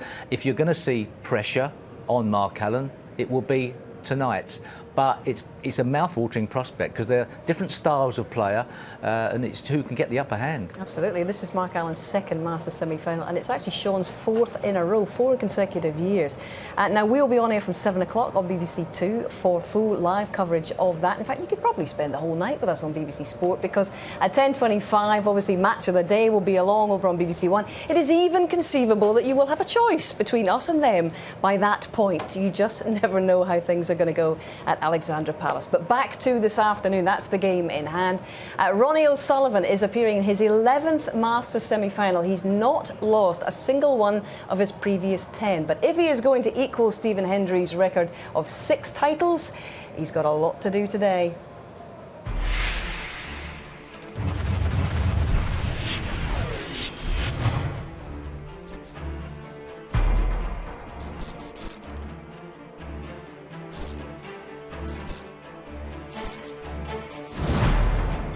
Technical. Ronnie O'Sullivan has one major advantage over his competitors. He plays the game both left and right-handed to an amazing standard. He can get at shots where other players would have awkward cueing or need to use the rest.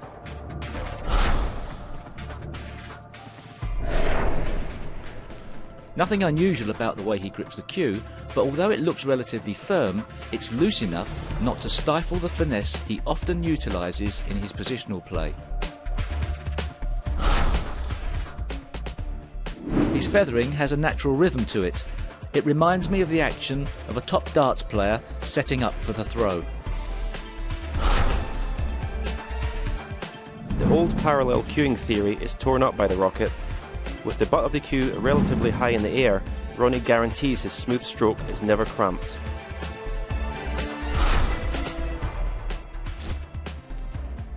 Ronnie gets through the ball better than anyone else in the game. That means more action on the cue ball and a greater variety of shots available to him. Tactical. A break builder of breathtaking ability. He sees shots so quickly that he rarely breaks his stride around the table.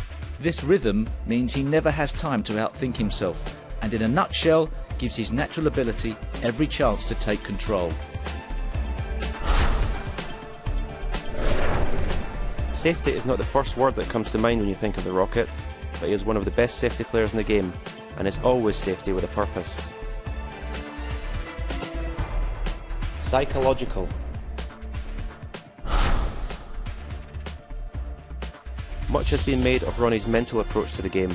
Only he knows what is going on inside, but when he's in the right frame of mind to play, he has a rock-solid temperament. Perhaps the game comes so easily and naturally to him that it doesn't give him enough of a challenge. As far as weaknesses go, it's not a bad one to have.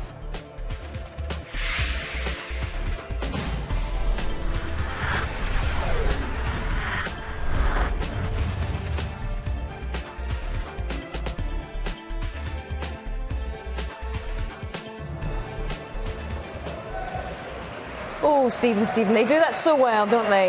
Well, we've had 2 centuries and 2 other 50-plus breaks in 4 frames so far. And when you add up the sums, you'll see that Neil Robertson is halfway towards a 3rd Masters final. 3 more, he'll be there. What can the Rocket do to put things his way? Let's find out with John and Dennis. Thank you, Hazel. And both players still look very relaxed. They were at the mid-session interval, and can Ronnie continue where he Thank you. left Frame off? 5. Ronnie O'Sullivan to pick. That's what they're playing for there, just disappearing out of your screen. And Ronnie with his traditional left-handed break-off shot.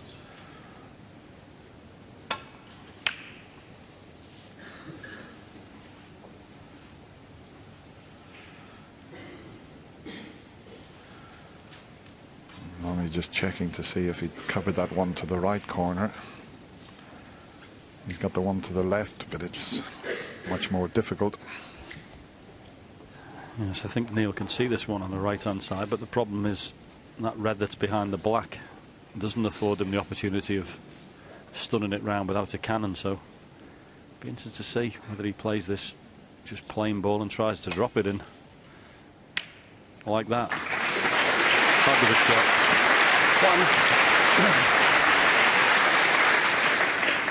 I'll tell you what, 10 out of 10 for the shot, and also 10 out of 10 for the table fitter, because that run perfectly true there. They can always drift off a little bit.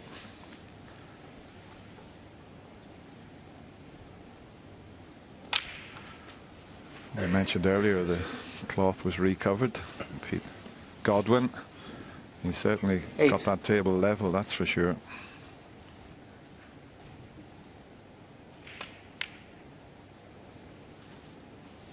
Nine. Now, perfect angle here. Cannon into the pink. Full ball with plenty of screw. And should splatter the reds. He's just looking to see how he wants to hit these and to make sure there's no plants on there in the middle of the pack and he doesn't knock one in the corner. But, well, this couldn't be nicer. Just needs a bit of luck off this.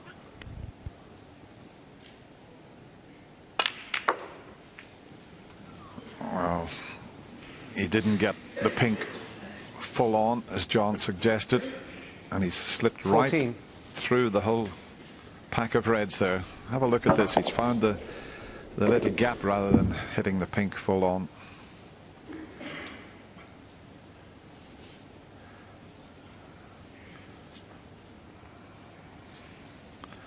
Another long pot.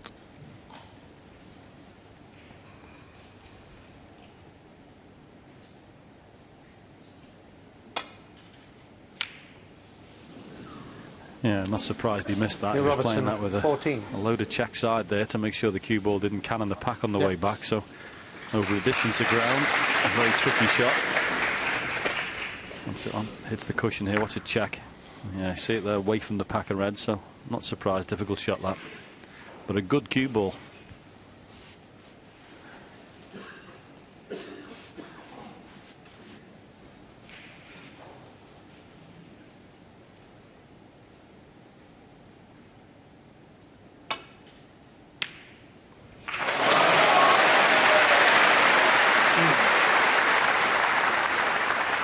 One. What a pot he's pulled out there, and he's on the brown in such a way he can go back to the reds. That's a shot of the match so far, that you'd have to say. Well, believe you me, it was a good cue ball, but that was just a fantastic pot.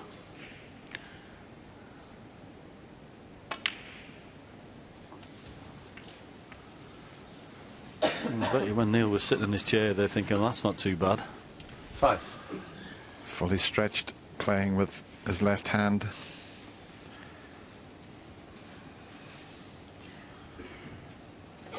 Just worried about flicking that red, isn't he, on the right-hand side if he plays the follow-through. Be trying to avoid that, so because of it, may screw back for blue instead. Ooh.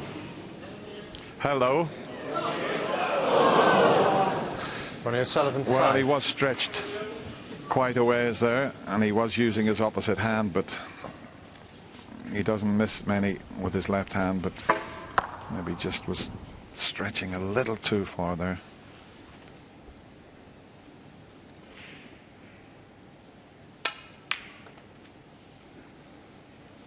One.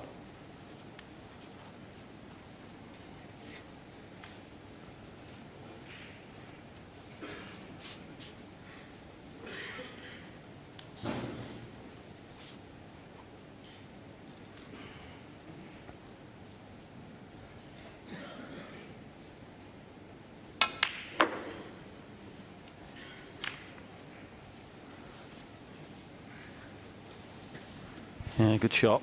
6. Use pace on the cue ball around the angles there. There was 4 little couplets of reds. They were all sort of lined up with each other there, so I had to split them up.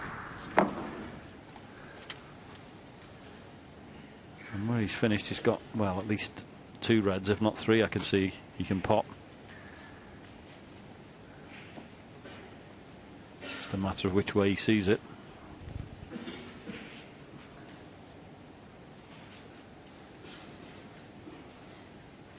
Red on the right-hand side he's looking at. Well, of course he can pot this, but what's the cannon going to be like?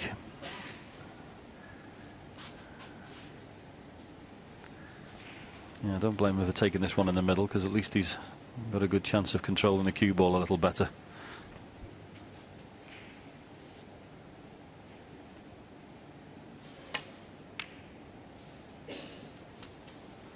Seven.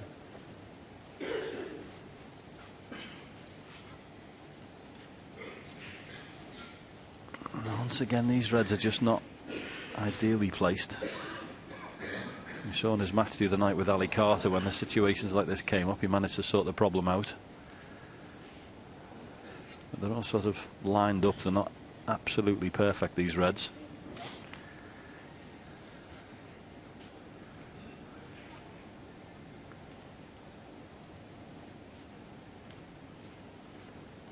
You've got a choice. You could try and play on the loose one, or he's got an ideal angle off yellow or green to move a couple, so see how he goes about it. And he's played on the bottom red on the black. Beautifully struck.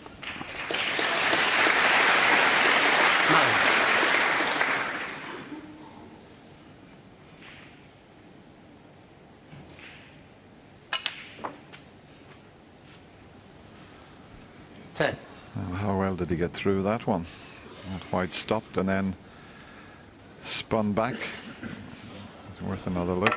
The white stops and then all of a sudden picks up pace. All timing that.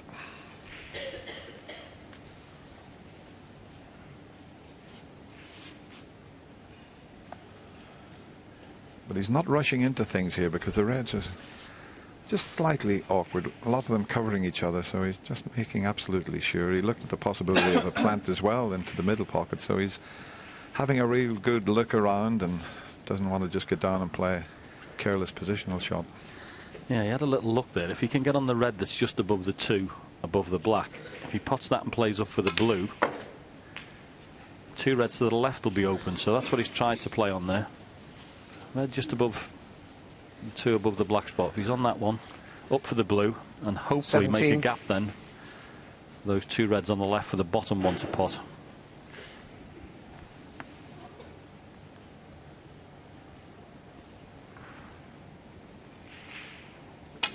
And you see it, once that one's gone, the bottom red now goes. And it's actually off the brown, perfect. You can come down the left-hand side, and he's got options now, so this is developing nicely.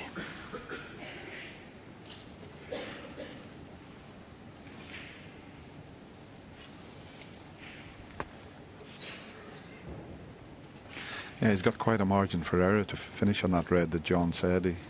If he wishes to play on it anywhere near the circle, he'd be on it. He's still okay. 22. Choice of reds he had there.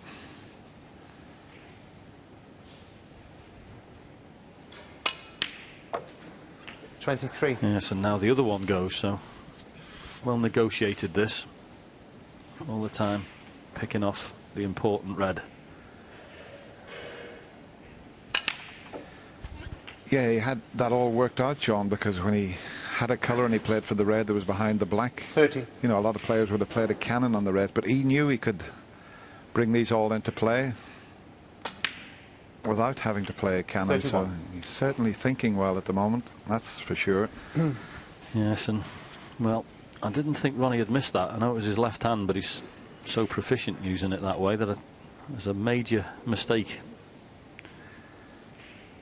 He just got back down, didn't he? I could tell what he was thinking about. The first shot he was going to play wasn't quite on, so he just changed the shot he was going to play, and because of that, just a little bit of concentration.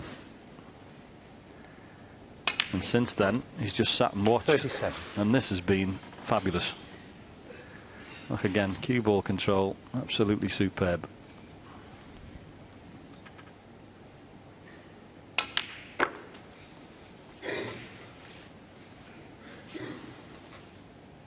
$42.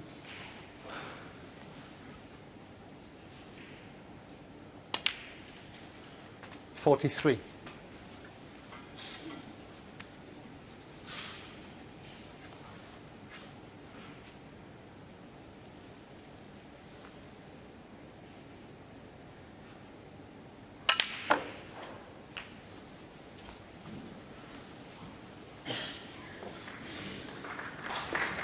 50.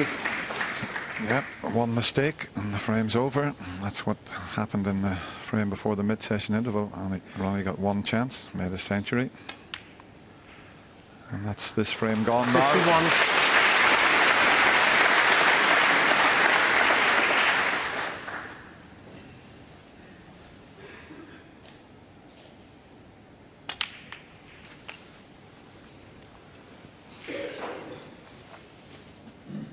$58.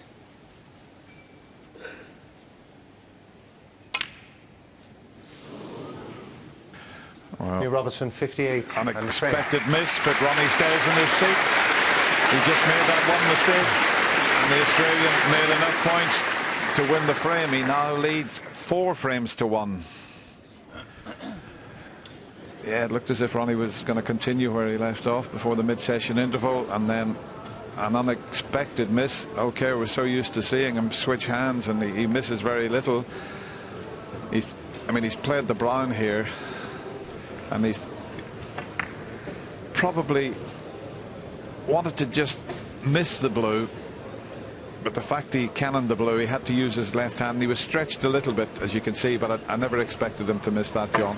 Yeah, as I say, I just think it was one of those. He got down first time and he was going to play the run through, and then the cannon on the red on the right hand side had come into play, so changed his mind. And sometimes when you do that, you don't quite prepare properly for the next shot, and I still thought he'd knock that in, but such is the tough school he's playing in today. The world #1 punished him. Yeah, he looks very cool, calm and collected, doesn't he, Neil Robertson? A lot of people coming back in, they didn't make it after the mid-session interval, so you're not allowed in while play is on, so they're all getting back into their seats, and they'll be hoping that Ronnie can make a bit of a comeback here. So there's a long way to go, and when your opponent needs 2 frames, you always feel you're in with a chance. So this next frame coming up, John, is massive. Yeah, I think if Ronnie doesn't win it, he's in major trouble. I think 4-1 down to the way Robertson's playing is a problem anyway, but if he doesn't win this frame, I can't see a way back. Thank you. Frame 6. Neil Robertson to break.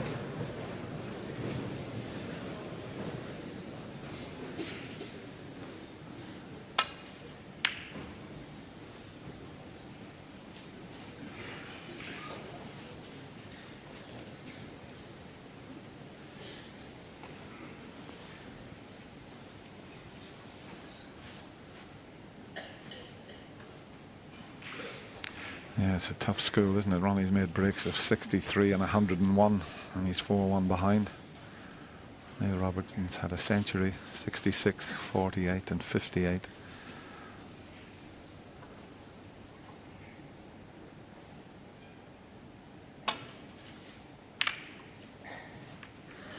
Yes, and the best break out of all of those was the 66 in the second frame, because he didn't look like winning it. And to win with the clearance when Ronnie missed the black off the spot, how big was that in the context of the match?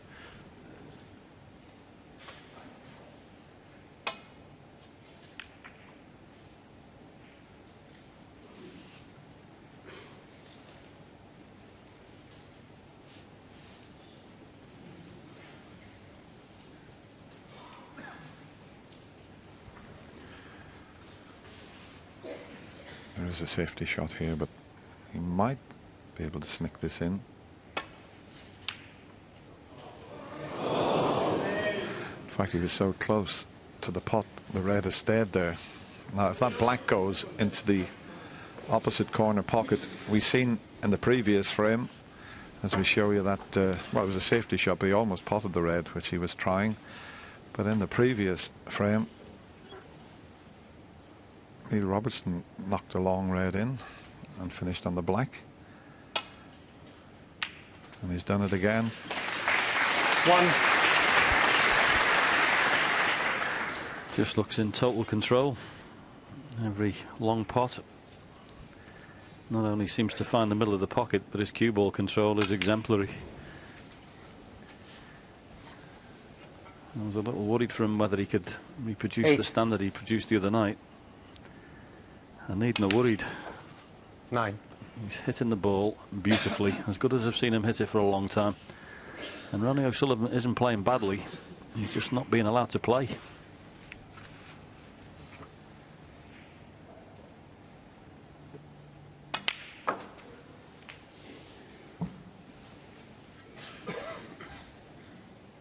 16.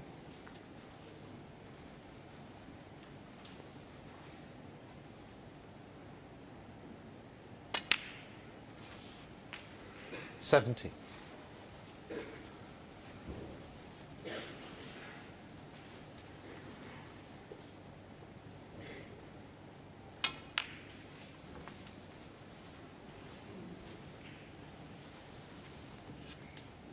$22.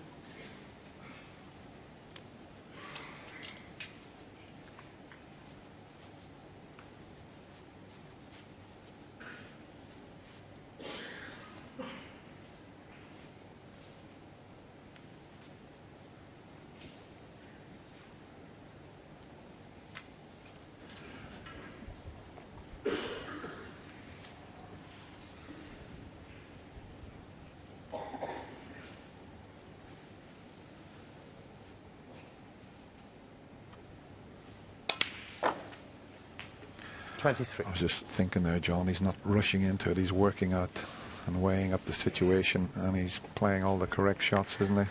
Yeah, he's got a chance to go into the pack again here. He missed the pink last time and full in the face, hit it, but not how he wanted. But he got it that time. Well, at first look, it could have come out 28. a lot better than that. Might not be on anything. No, he hit it perfectly this time, but they're all blocking each other. You can see them spreading around the table there, but they're all covering each other. So this time he hasn't had a good run of the ball. Yeah, now he's got the quandary. Oh, hang on. That's tight. As we zoom in, there's only half a pocket there.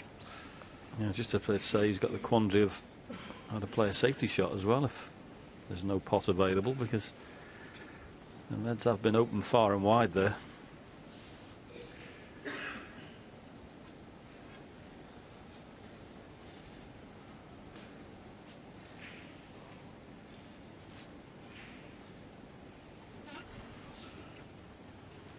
Yeah, the red he's worried about leaving is the one to the left of the pink. If he plays up into the safety area of the table, up near the bulk colours there, he could leave that on.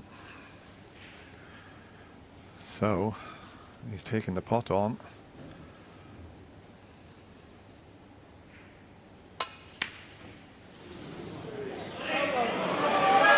Robertson, 28. But he knew that these reds were all covering each other. Okay, the one he missed is round safe. Has Ronnie spotted one that will go in the corner?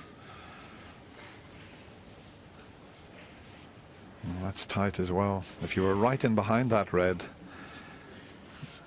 it would be a better proposition, but not from where he is.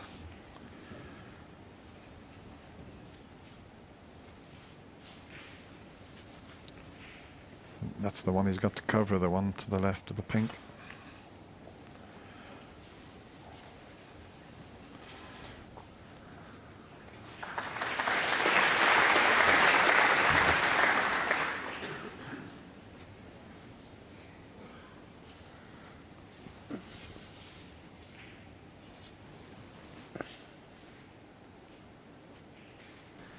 Yeah, tough shot coming up, no matter what he picks.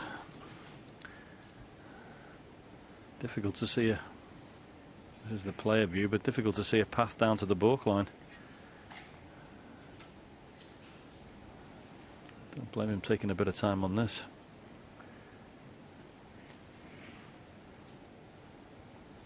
Could go wrong this. Hard shot.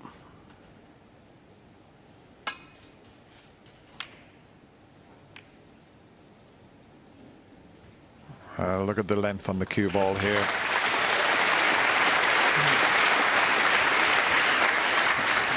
Ronnie came and tapped the table there because he knew he was going to leave some sort of pot into this right corner, but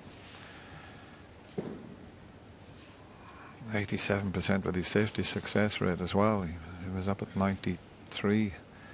Neil Robertson with his pot success rate. This is tough.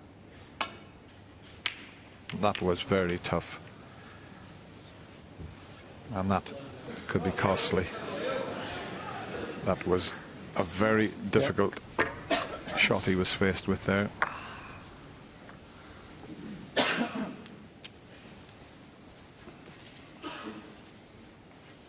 Yes, he was under severe pressure there. 4-1 down to the world number 1, playing exceptionally well.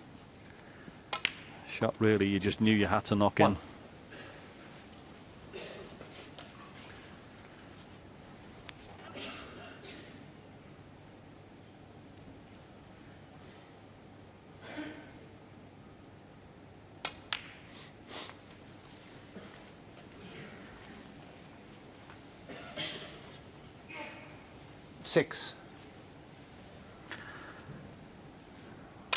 Yes, good chance, and 7. Obviously pink right back on its spot as soon as possible.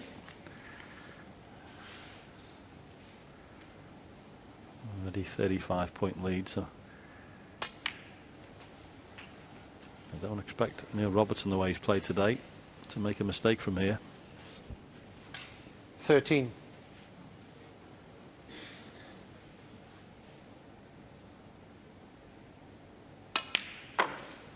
14.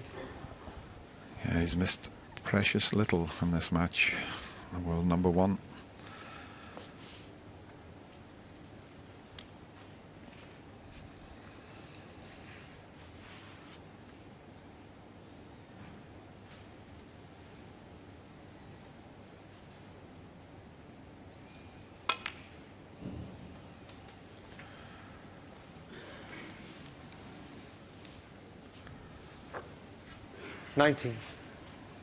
Already 47, the difference now. Plenty of choices.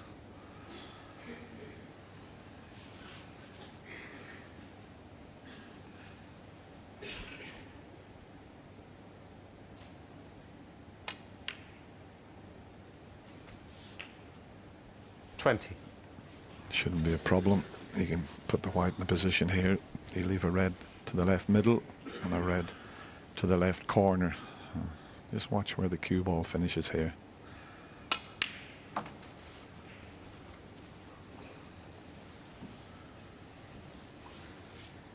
Would have liked to have been a little bit closer 23. to them, but shouldn't be a problem. Back for the blue again.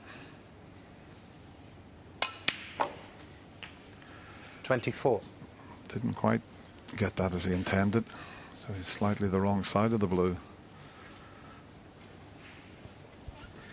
Yeah, first sort of positional slip in this particular break. Everything else has been spot on, but as you can see, wrong side of the blue. So just looking as a left-hander, it's not the worst thing from where he was queuing up there. Could, of course, power it round and try and go around the angles as the choice, and he's got plenty of cue power.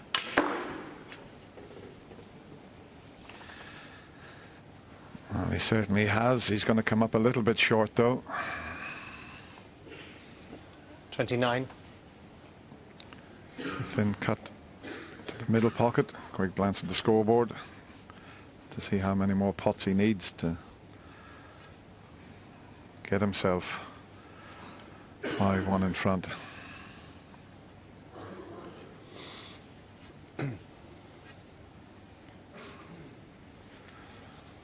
So red color, red needed.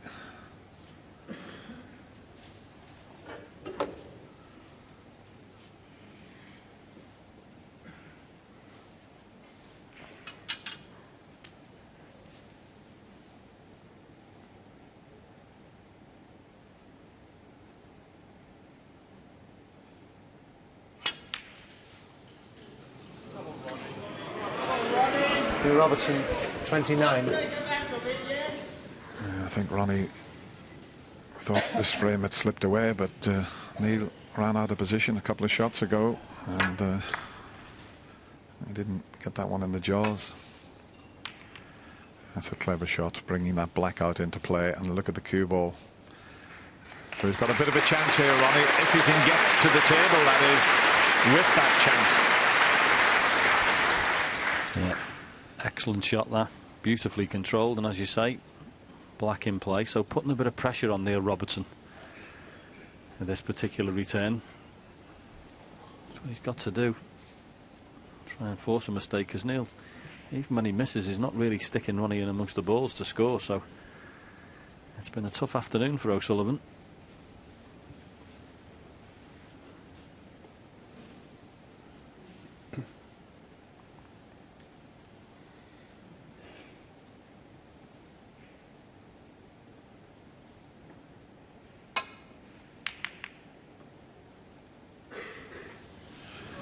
Now then, if it keeps going, well, I think he's left one pot. He'd like to have been on the one that's just closest to the pink, but he can't see that, but he can get through to the other one.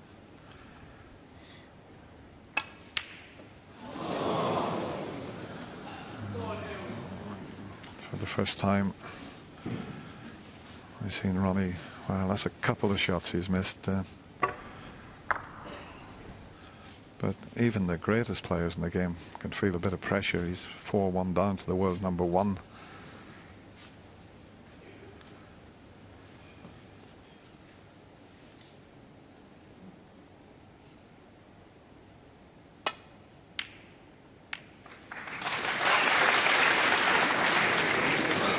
One. Absolutely amazing how he's got in behind the red. So once again, when I seen the red go in, I thought, well, that's the end of frame. But look what that cannon did. Well, that is desperately unlucky.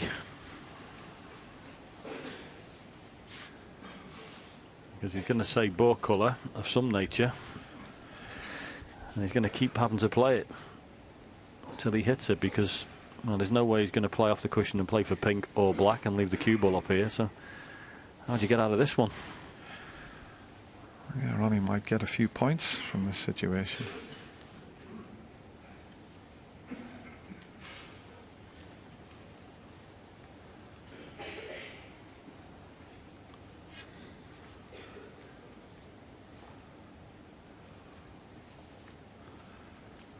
How many cushions is he going to have to? He's going to have to 1, 2, at least 3 cushions.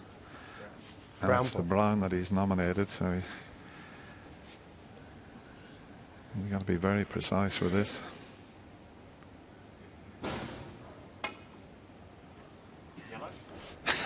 Changed his mind, said yellow. Foul miss. Robertson 1. Ronnie O'Sullivan 4. Worth a try, wasn't it? Well, I want to hear what he's going to nominate this time. Is he going to find the same line and nominate the yellow? He can change his mind. He doesn't have to play the brown.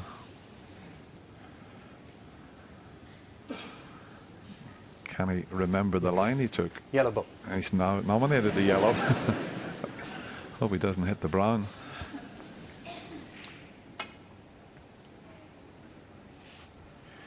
That's another 4 points. And as John mentioned, Foul. Miss. he'll have to keep playing it, because Ronnie there's an O'Sullivan. easy escape to the pink, but he wouldn't want to do that.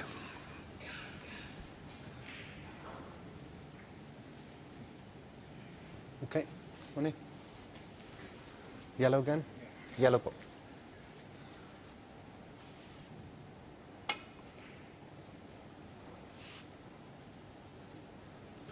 It looks good this time.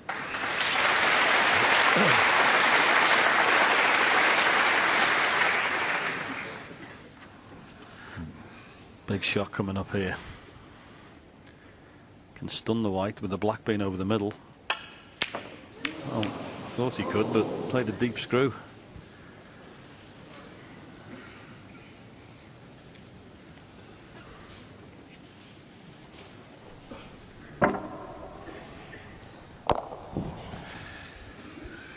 Yeah, unusual for Ronnie to play it. He nearly knocked the black in, but to play it in such a way, he had a bit of safety in mind as well. The shot you mentioned, John, he would have been on the black, but he's probably lacking a little bit of confidence. Now, where's this red going to finish? He tried a double in the frame before the mid-session interval, and Ronnie made a century break. He tried another double there, but that wasn't as risky. Just lost it a little bit at the moment. It's quite understandable. He's been put under extreme pressure. He is, but he keeps getting left smelly little shots as well. That was really awkward. That was a horrible little cut in the middle pocket. So it's not always been easy for him when he's come to the table. Well, I thought that was a nice pot he'd been left, but that's horrible. Tighten the side cushion, back cut. Not easy.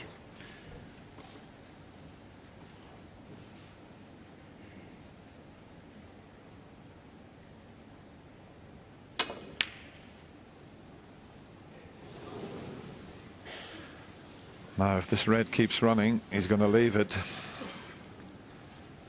And it has. This is a better chance.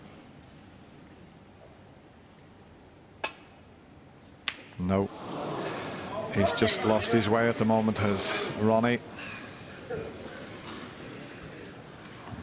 Very unusual, but, you know, it just shows you when your opponent puts you under extreme pressure, what can be missed.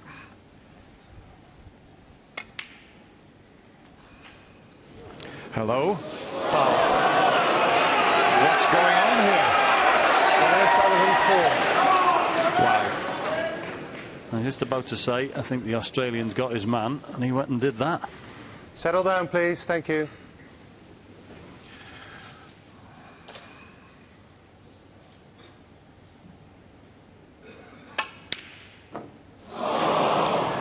Well, you can't get any closer than that. I mean, only the pace kept that red out.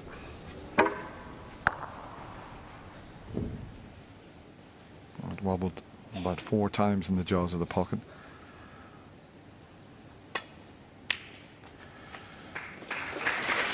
One. It might just be the end for Ronnie. He's got to just go out and have a go now, because it's certainly going to be 5-1. But we've seen him in the past where he can knock in 2 or 3 centuries in no time at all. He's going to have to call on all his reserves now as the defending champion.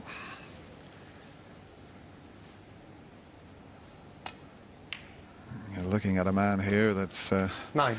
Just 1 frame away from his 3rd final in 4 years. He won it in 2012. Yes, and he's also a man, Dennis, who doesn't quiver at the prospect of getting over the line either. So Ronnie's not only got to play as good as he can possibly play. He's going to need Neil Robertson to all of a sudden not play properly, and that doesn't look like happening. He does know how to win a match, the Australian.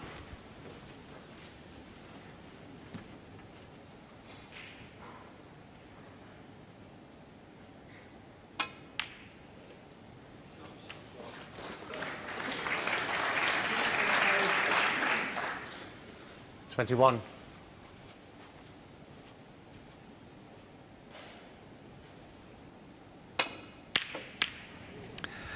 Well, we've had more shots missed in the frame. In this frame than in the whole match.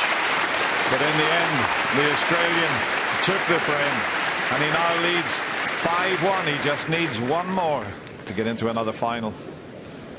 And we saw quite a few missed shots from the Rocket there. In fact, it's now nearly half an hour since he potted a ball in this match, and clearly he's really on the ropes now. He seems to have gone right off the boil.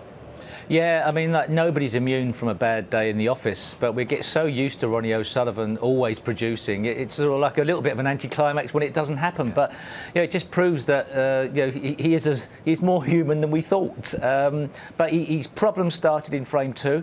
When he missed the black off a spot and went into the reds, and then obviously Neil Robertson made him pay for that by clearing the balls, and then it's just been worse and worse for him.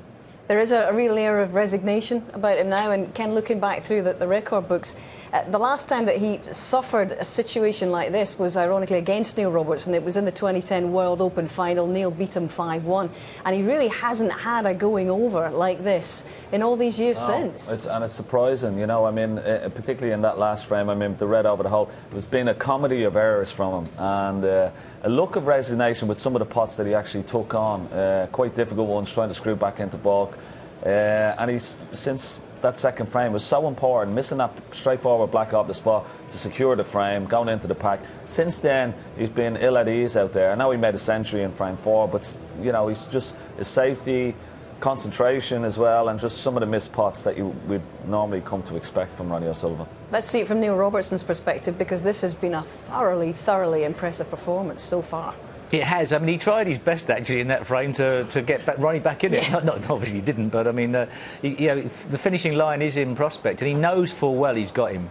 You know, it's just he's still got to deliver the final killer blow. But with a 5-1 lead, he's got so much room for manoeuvre now, and he obviously knows that Ronnie's, you know, not feeling that great out there. He'll have felt that, and Ronnie does look as resigned to losing as I think we've ever seen him. Having said that, if anybody could find a spark of inspiration and dig himself out of a hole, but perhaps he should take heed of what happened to Judd Trump in the UK Championship. Yeah. Judd pulled it out of the bag, so Ronnie can. Yes, he can, and you're absolutely right. What was it, 4 or 5 frames in a row Judd managed in only 40 minutes? It's a big ask for him now, particularly as John Parrott makes a very good point that this man, and Neil Robertson as he walks in, has been such a clinical finisher of matches in the recent and as he said, he won't quiver at the prospect of seeing the match out. But if Ronnie can, you know, reel off a couple of quick frames with sort of big breaks, who knows? It's never over till it's over. Yeah, you're absolutely right, Ken. We've seen that in the final of the UK Championship when Ronnie led 9-4 against Judd Trump, and Judd came right back, making back-to-back centuries. Yep. But that's what Ronnie has to produce here. Can he? That's the question.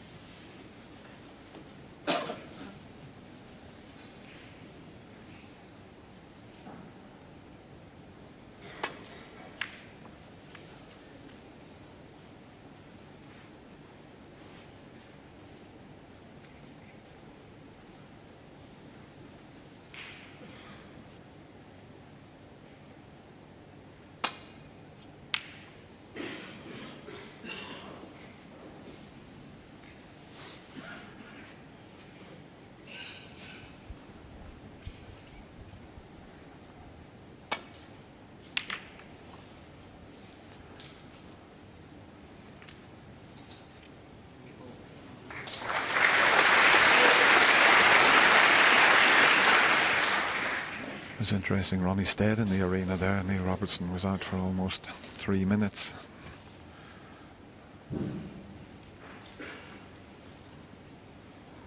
Pink and black still tied up at the moment here. We've seen a couple of good safety exchanges. Yeah, just a little worried with the Reddy's going to contact on the side of the pack here, whether he doesn't flick one over towards the left corner. That's what he was having a look at. So decided to play it thicker. Take that red across and back over.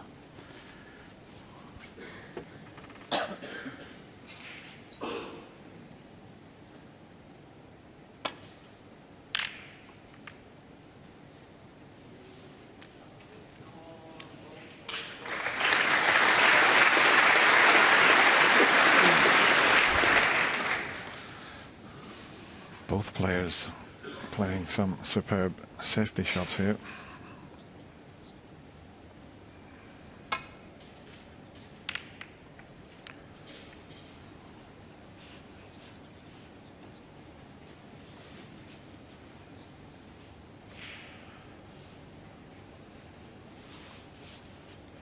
That's the tournament safety success rate, and there's not much between them, 83 and 84%.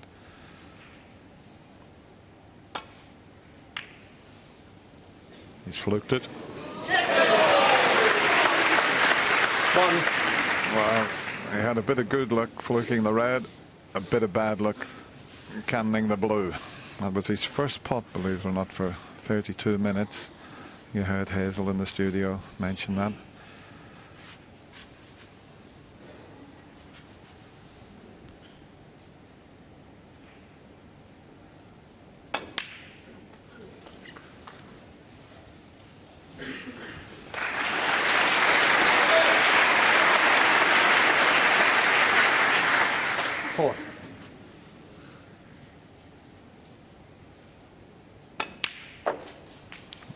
is he on the pink? 5. Might just be. Yeah, he obviously can just about see enough of it.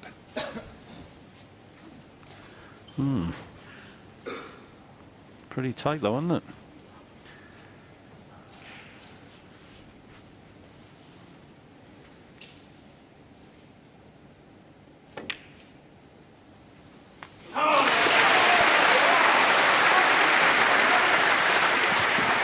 I'll tell you what makes this such a good shot. Awkward bridging, but he held the spot. Look where the pink is. 12. That was about the best he could do there, trying to get himself through the reds and leave the pink that is now on the blue spot.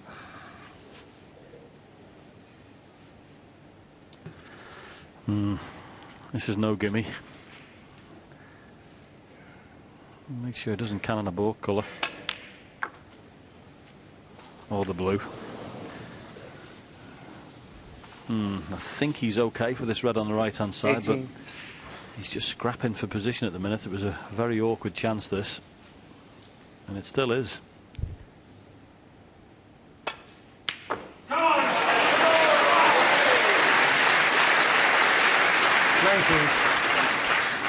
Well, that was a little unlucky. He tried to flick that black over the corner pocket, so he's having to work really hard, as John said.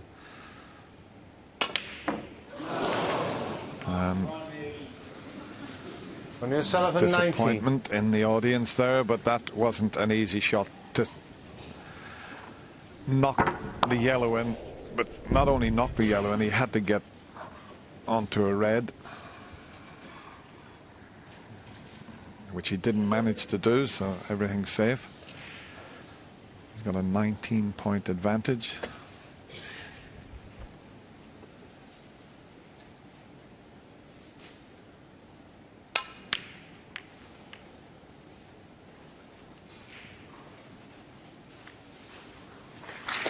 Look at that again. Another example of wonderful cue ball control there. Immaculate safety play, Neil Robertson.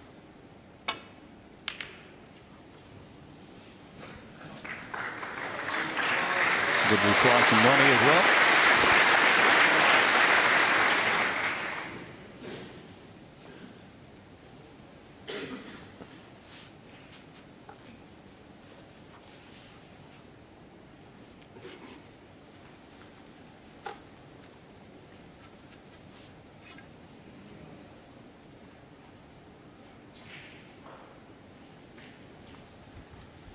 Is this a Neil Robertson special coming up?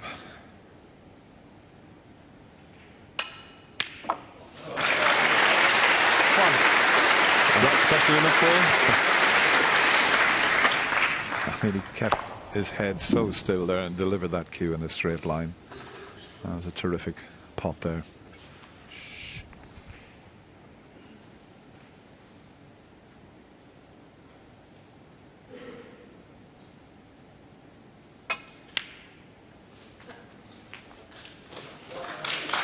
Yes, even that shot beautifully cued straight through the ball.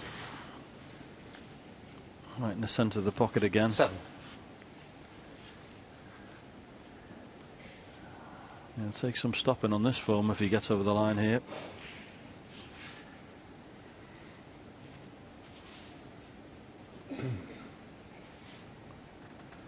Yeah, a little awkward, rather like a frame earlier in the match today. Those sort of 3 couplets of reds there are not potting anywhere, so they're awkward. Red just to the right of the black as well. That one there's awkward for getting on the black, so I don't blame him for taking a bit of time thinking about this.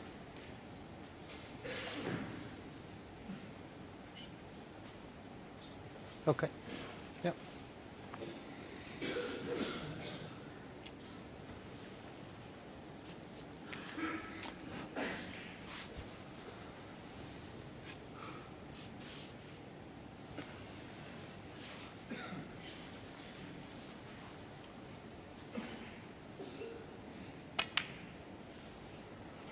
Eight.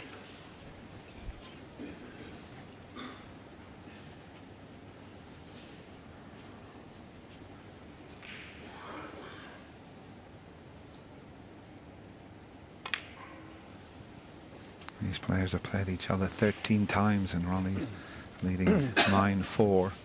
They've only played each other in the Masters on one occasion, and Ronnie won that 6-4. 14. So Neil is well on his way to revenge that defeat. 15. Clever way to play that. Played that shot with a little bit of run inside, so when I hit the cushion it sprung out. He was either going to have green or pink. Watch the cue ball here when he plays this. Little bit of left on it, you see it just flick up. That's the art of break making. Give yourself options. If you're not perfect on one, you can be on the other.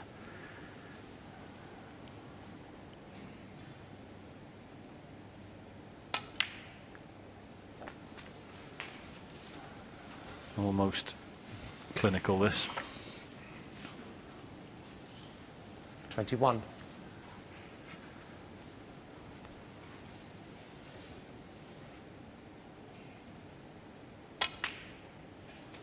22.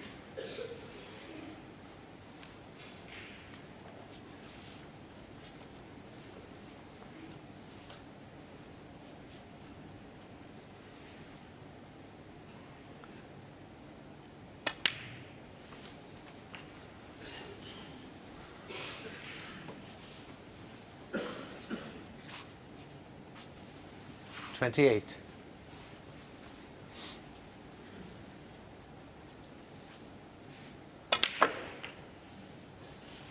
29.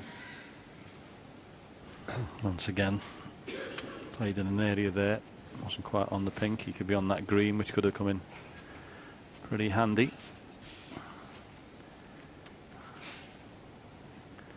Little stun across. Got two reds he could be on here.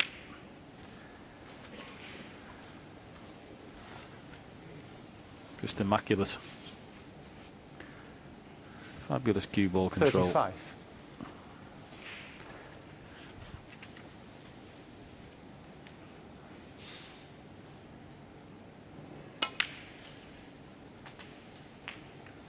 36. And the first semblance of a mistake. Didn't want the flick on the red. Played up and down in between there, but come off the cushion and just flick that red on the right. Took the pace out the ball.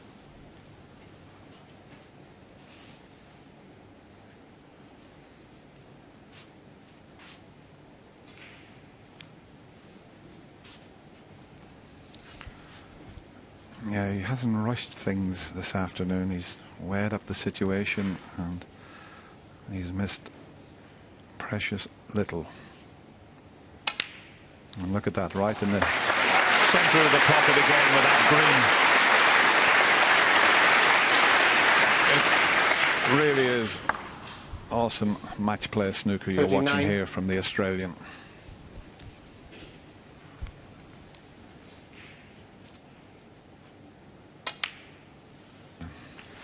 Yes, and I mentioned earlier, Dennis, that he's not one of those players, Robertson, when he sees the winning line, he's frightened to push through it. He's seen this as a chance to get over the line, and he's taken it with both hands. And shot by shot, Stephen Hendry's record of 6 Masters 46. is going to stay intact for at least one more year, you would say. Ronnie was looking for his 6th Masters title, but it has to be said 47. He's run into the world #1 at the top of his game. He's missed a few, but he didn't miss that many early on. That big turning point, we keep saying, when he made the 63 break in the second frame and Neil pinched it off him, Ronnie missed the black off the spot. That was the big turning point, you'd have to say.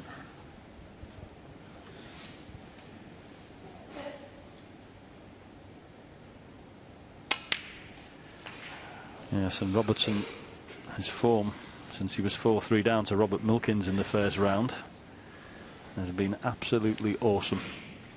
Against Ali Carter, well, it was flawless. You can't play any better. Match play was incredible. Safety was brilliant. And his scoring astounding that night. And today he showed what a brilliant competitor he is and why he's world #1. If you can play a session of snooker and stop Ronnie O'Sullivan potting the ball for 32 minutes, some part of the game, you're doing your job properly.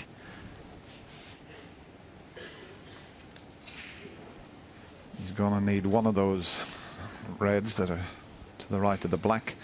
I think the red won't pass the black, so he'll have to leave it for the same pocket that he's taking this one. And he's got an angle 54 on the pink to stun in behind that. Just a delicate little shot, and he can leave himself on that red. If he doesn't play to cannon them out, he'd have to leave it in the circle there. He's come up a bit short, so it's not going to be a straightforward pot to clinch the match. 60.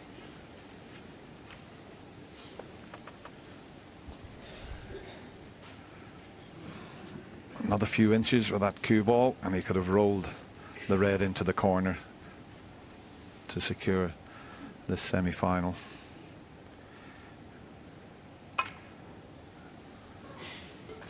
Neil Robertson, 60. Yeah, he didn't win it with that visit, though. Fabulous break of 60. And once again, pressure on Ronnie to return with a good safety. Well, that means he now needs a snooker. Neil Robertson, 4. The fact that he's missed the red.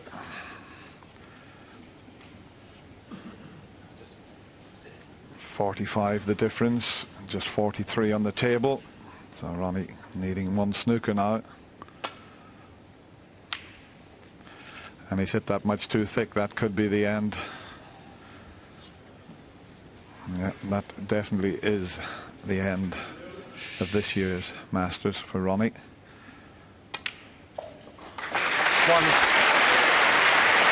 So when it goes, and he can have no real complaints today, Ronnie.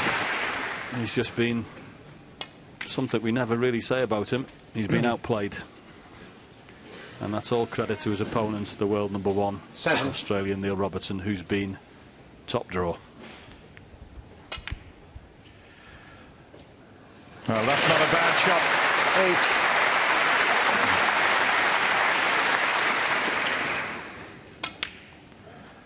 8. Yeah, finishing in style here.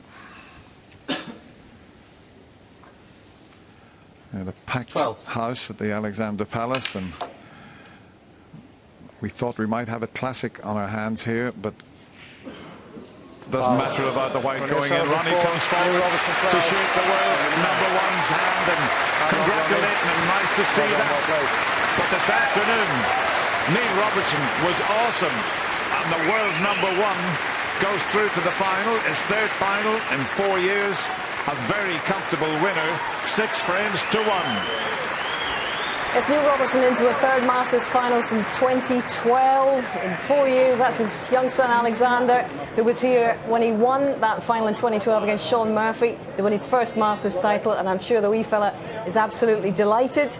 But the defending champion is out, and in quite some style. It's not often that we see Ronnie O'Sullivan taken apart like that, Steve. Yeah, it obviously requires a level of standard that Neil Robertson's produced, but I think the spare of thought for Ronnie, he's produced so much good stuff over a number of years that he can't keep on doing it time after time. It's a relentless standard he has produced, so, you know, he can't always be at his brilliant best, and, you know, perhaps he needs one of those every now and again just to sort of refocus. And it's also important to point out that he actually hasn't been beaten since November. He's had this incredible run through the Champion of Champions, the UK, and as he said, it had to end sometime. Yeah, it did, yeah, but sublime performance by Neil Robertson, it really was, and he beat him in every department, and well played, fantastic. Congratulations, Neil. Hello, Alexander, how are you? It's been a while since we were playing Star Wars together, wasn't it? A performance befitting your world #1 status. How much pleasure does that give you today, Neil? Yeah, look, you know, overall really happy with the way I played. You know, sorry. How do you think Daddy played, buddy? Did I play good? Yeah, pretty well. Be careful you're not doing a ventriloquist. Yeah, you know, I think Ronnie was just struggling with his tip a little bit, but you know, I also put him under a lot of pressure early on.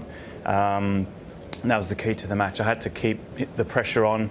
When he was making mistakes, I had to capitalise. Second frame, after he missed a surprising miss on the black, then you made a very, very good clearance to. It wasn't a certain clear, was it, in the second frame? Yeah, that was the key moment in the match. You know, forget the other things that sort of happened later on, because you know, he never really seemed to sort of settle. And even though he made the centre at 3-1, big difference between 1-1 and 3-1, and yeah, he just, I don't know, took his eye off the black, and yeah, made a really good clearance.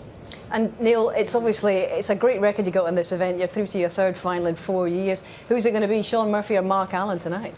Yeah, I mean, you know, I watched a bit of the match with Joe. Obviously, I had a lot of interest in Joe and Mark Allen's match, but yeah, I mean, either way, both are fantastic players. Both never won this tournament before, so they're going to be very hungry, you know, to get a win in the final. And tell me about Christmas, and tell me about this fellow over Christmas. Yeah, we went to Norway for Christmas, -22. We played in the snow, didn't we? Yeah.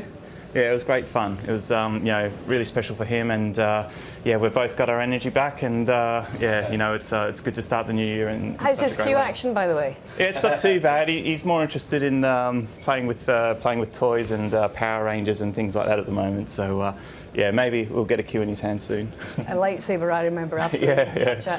It's been absolutely amazing. The fantastic performance, 2 peak performances. We were talking about how difficult it is to follow up a performance against Ali Carter, but you've done it today. Get some rest, get some respite, and we'll look forward to seeing you, Neil, and indeed Alexander, in the final tomorrow night. All right, cheers. Thanks very much. Thank you. All right, well, Ronnie is out, our defending champion. His winning streak has come to an end. It had to end sometime, and it's done it in some style from this man, Neil Robertson. He is through to, as we say, his third final in 4 years. And this man's nickname, the Thunder from Down Under, my goodness, it was loud and clear today. We'll see you at 7 o'clock for our second semi-final. It's Murphy against Allen. Catch you then. In the meantime, good afternoon. Bye-bye.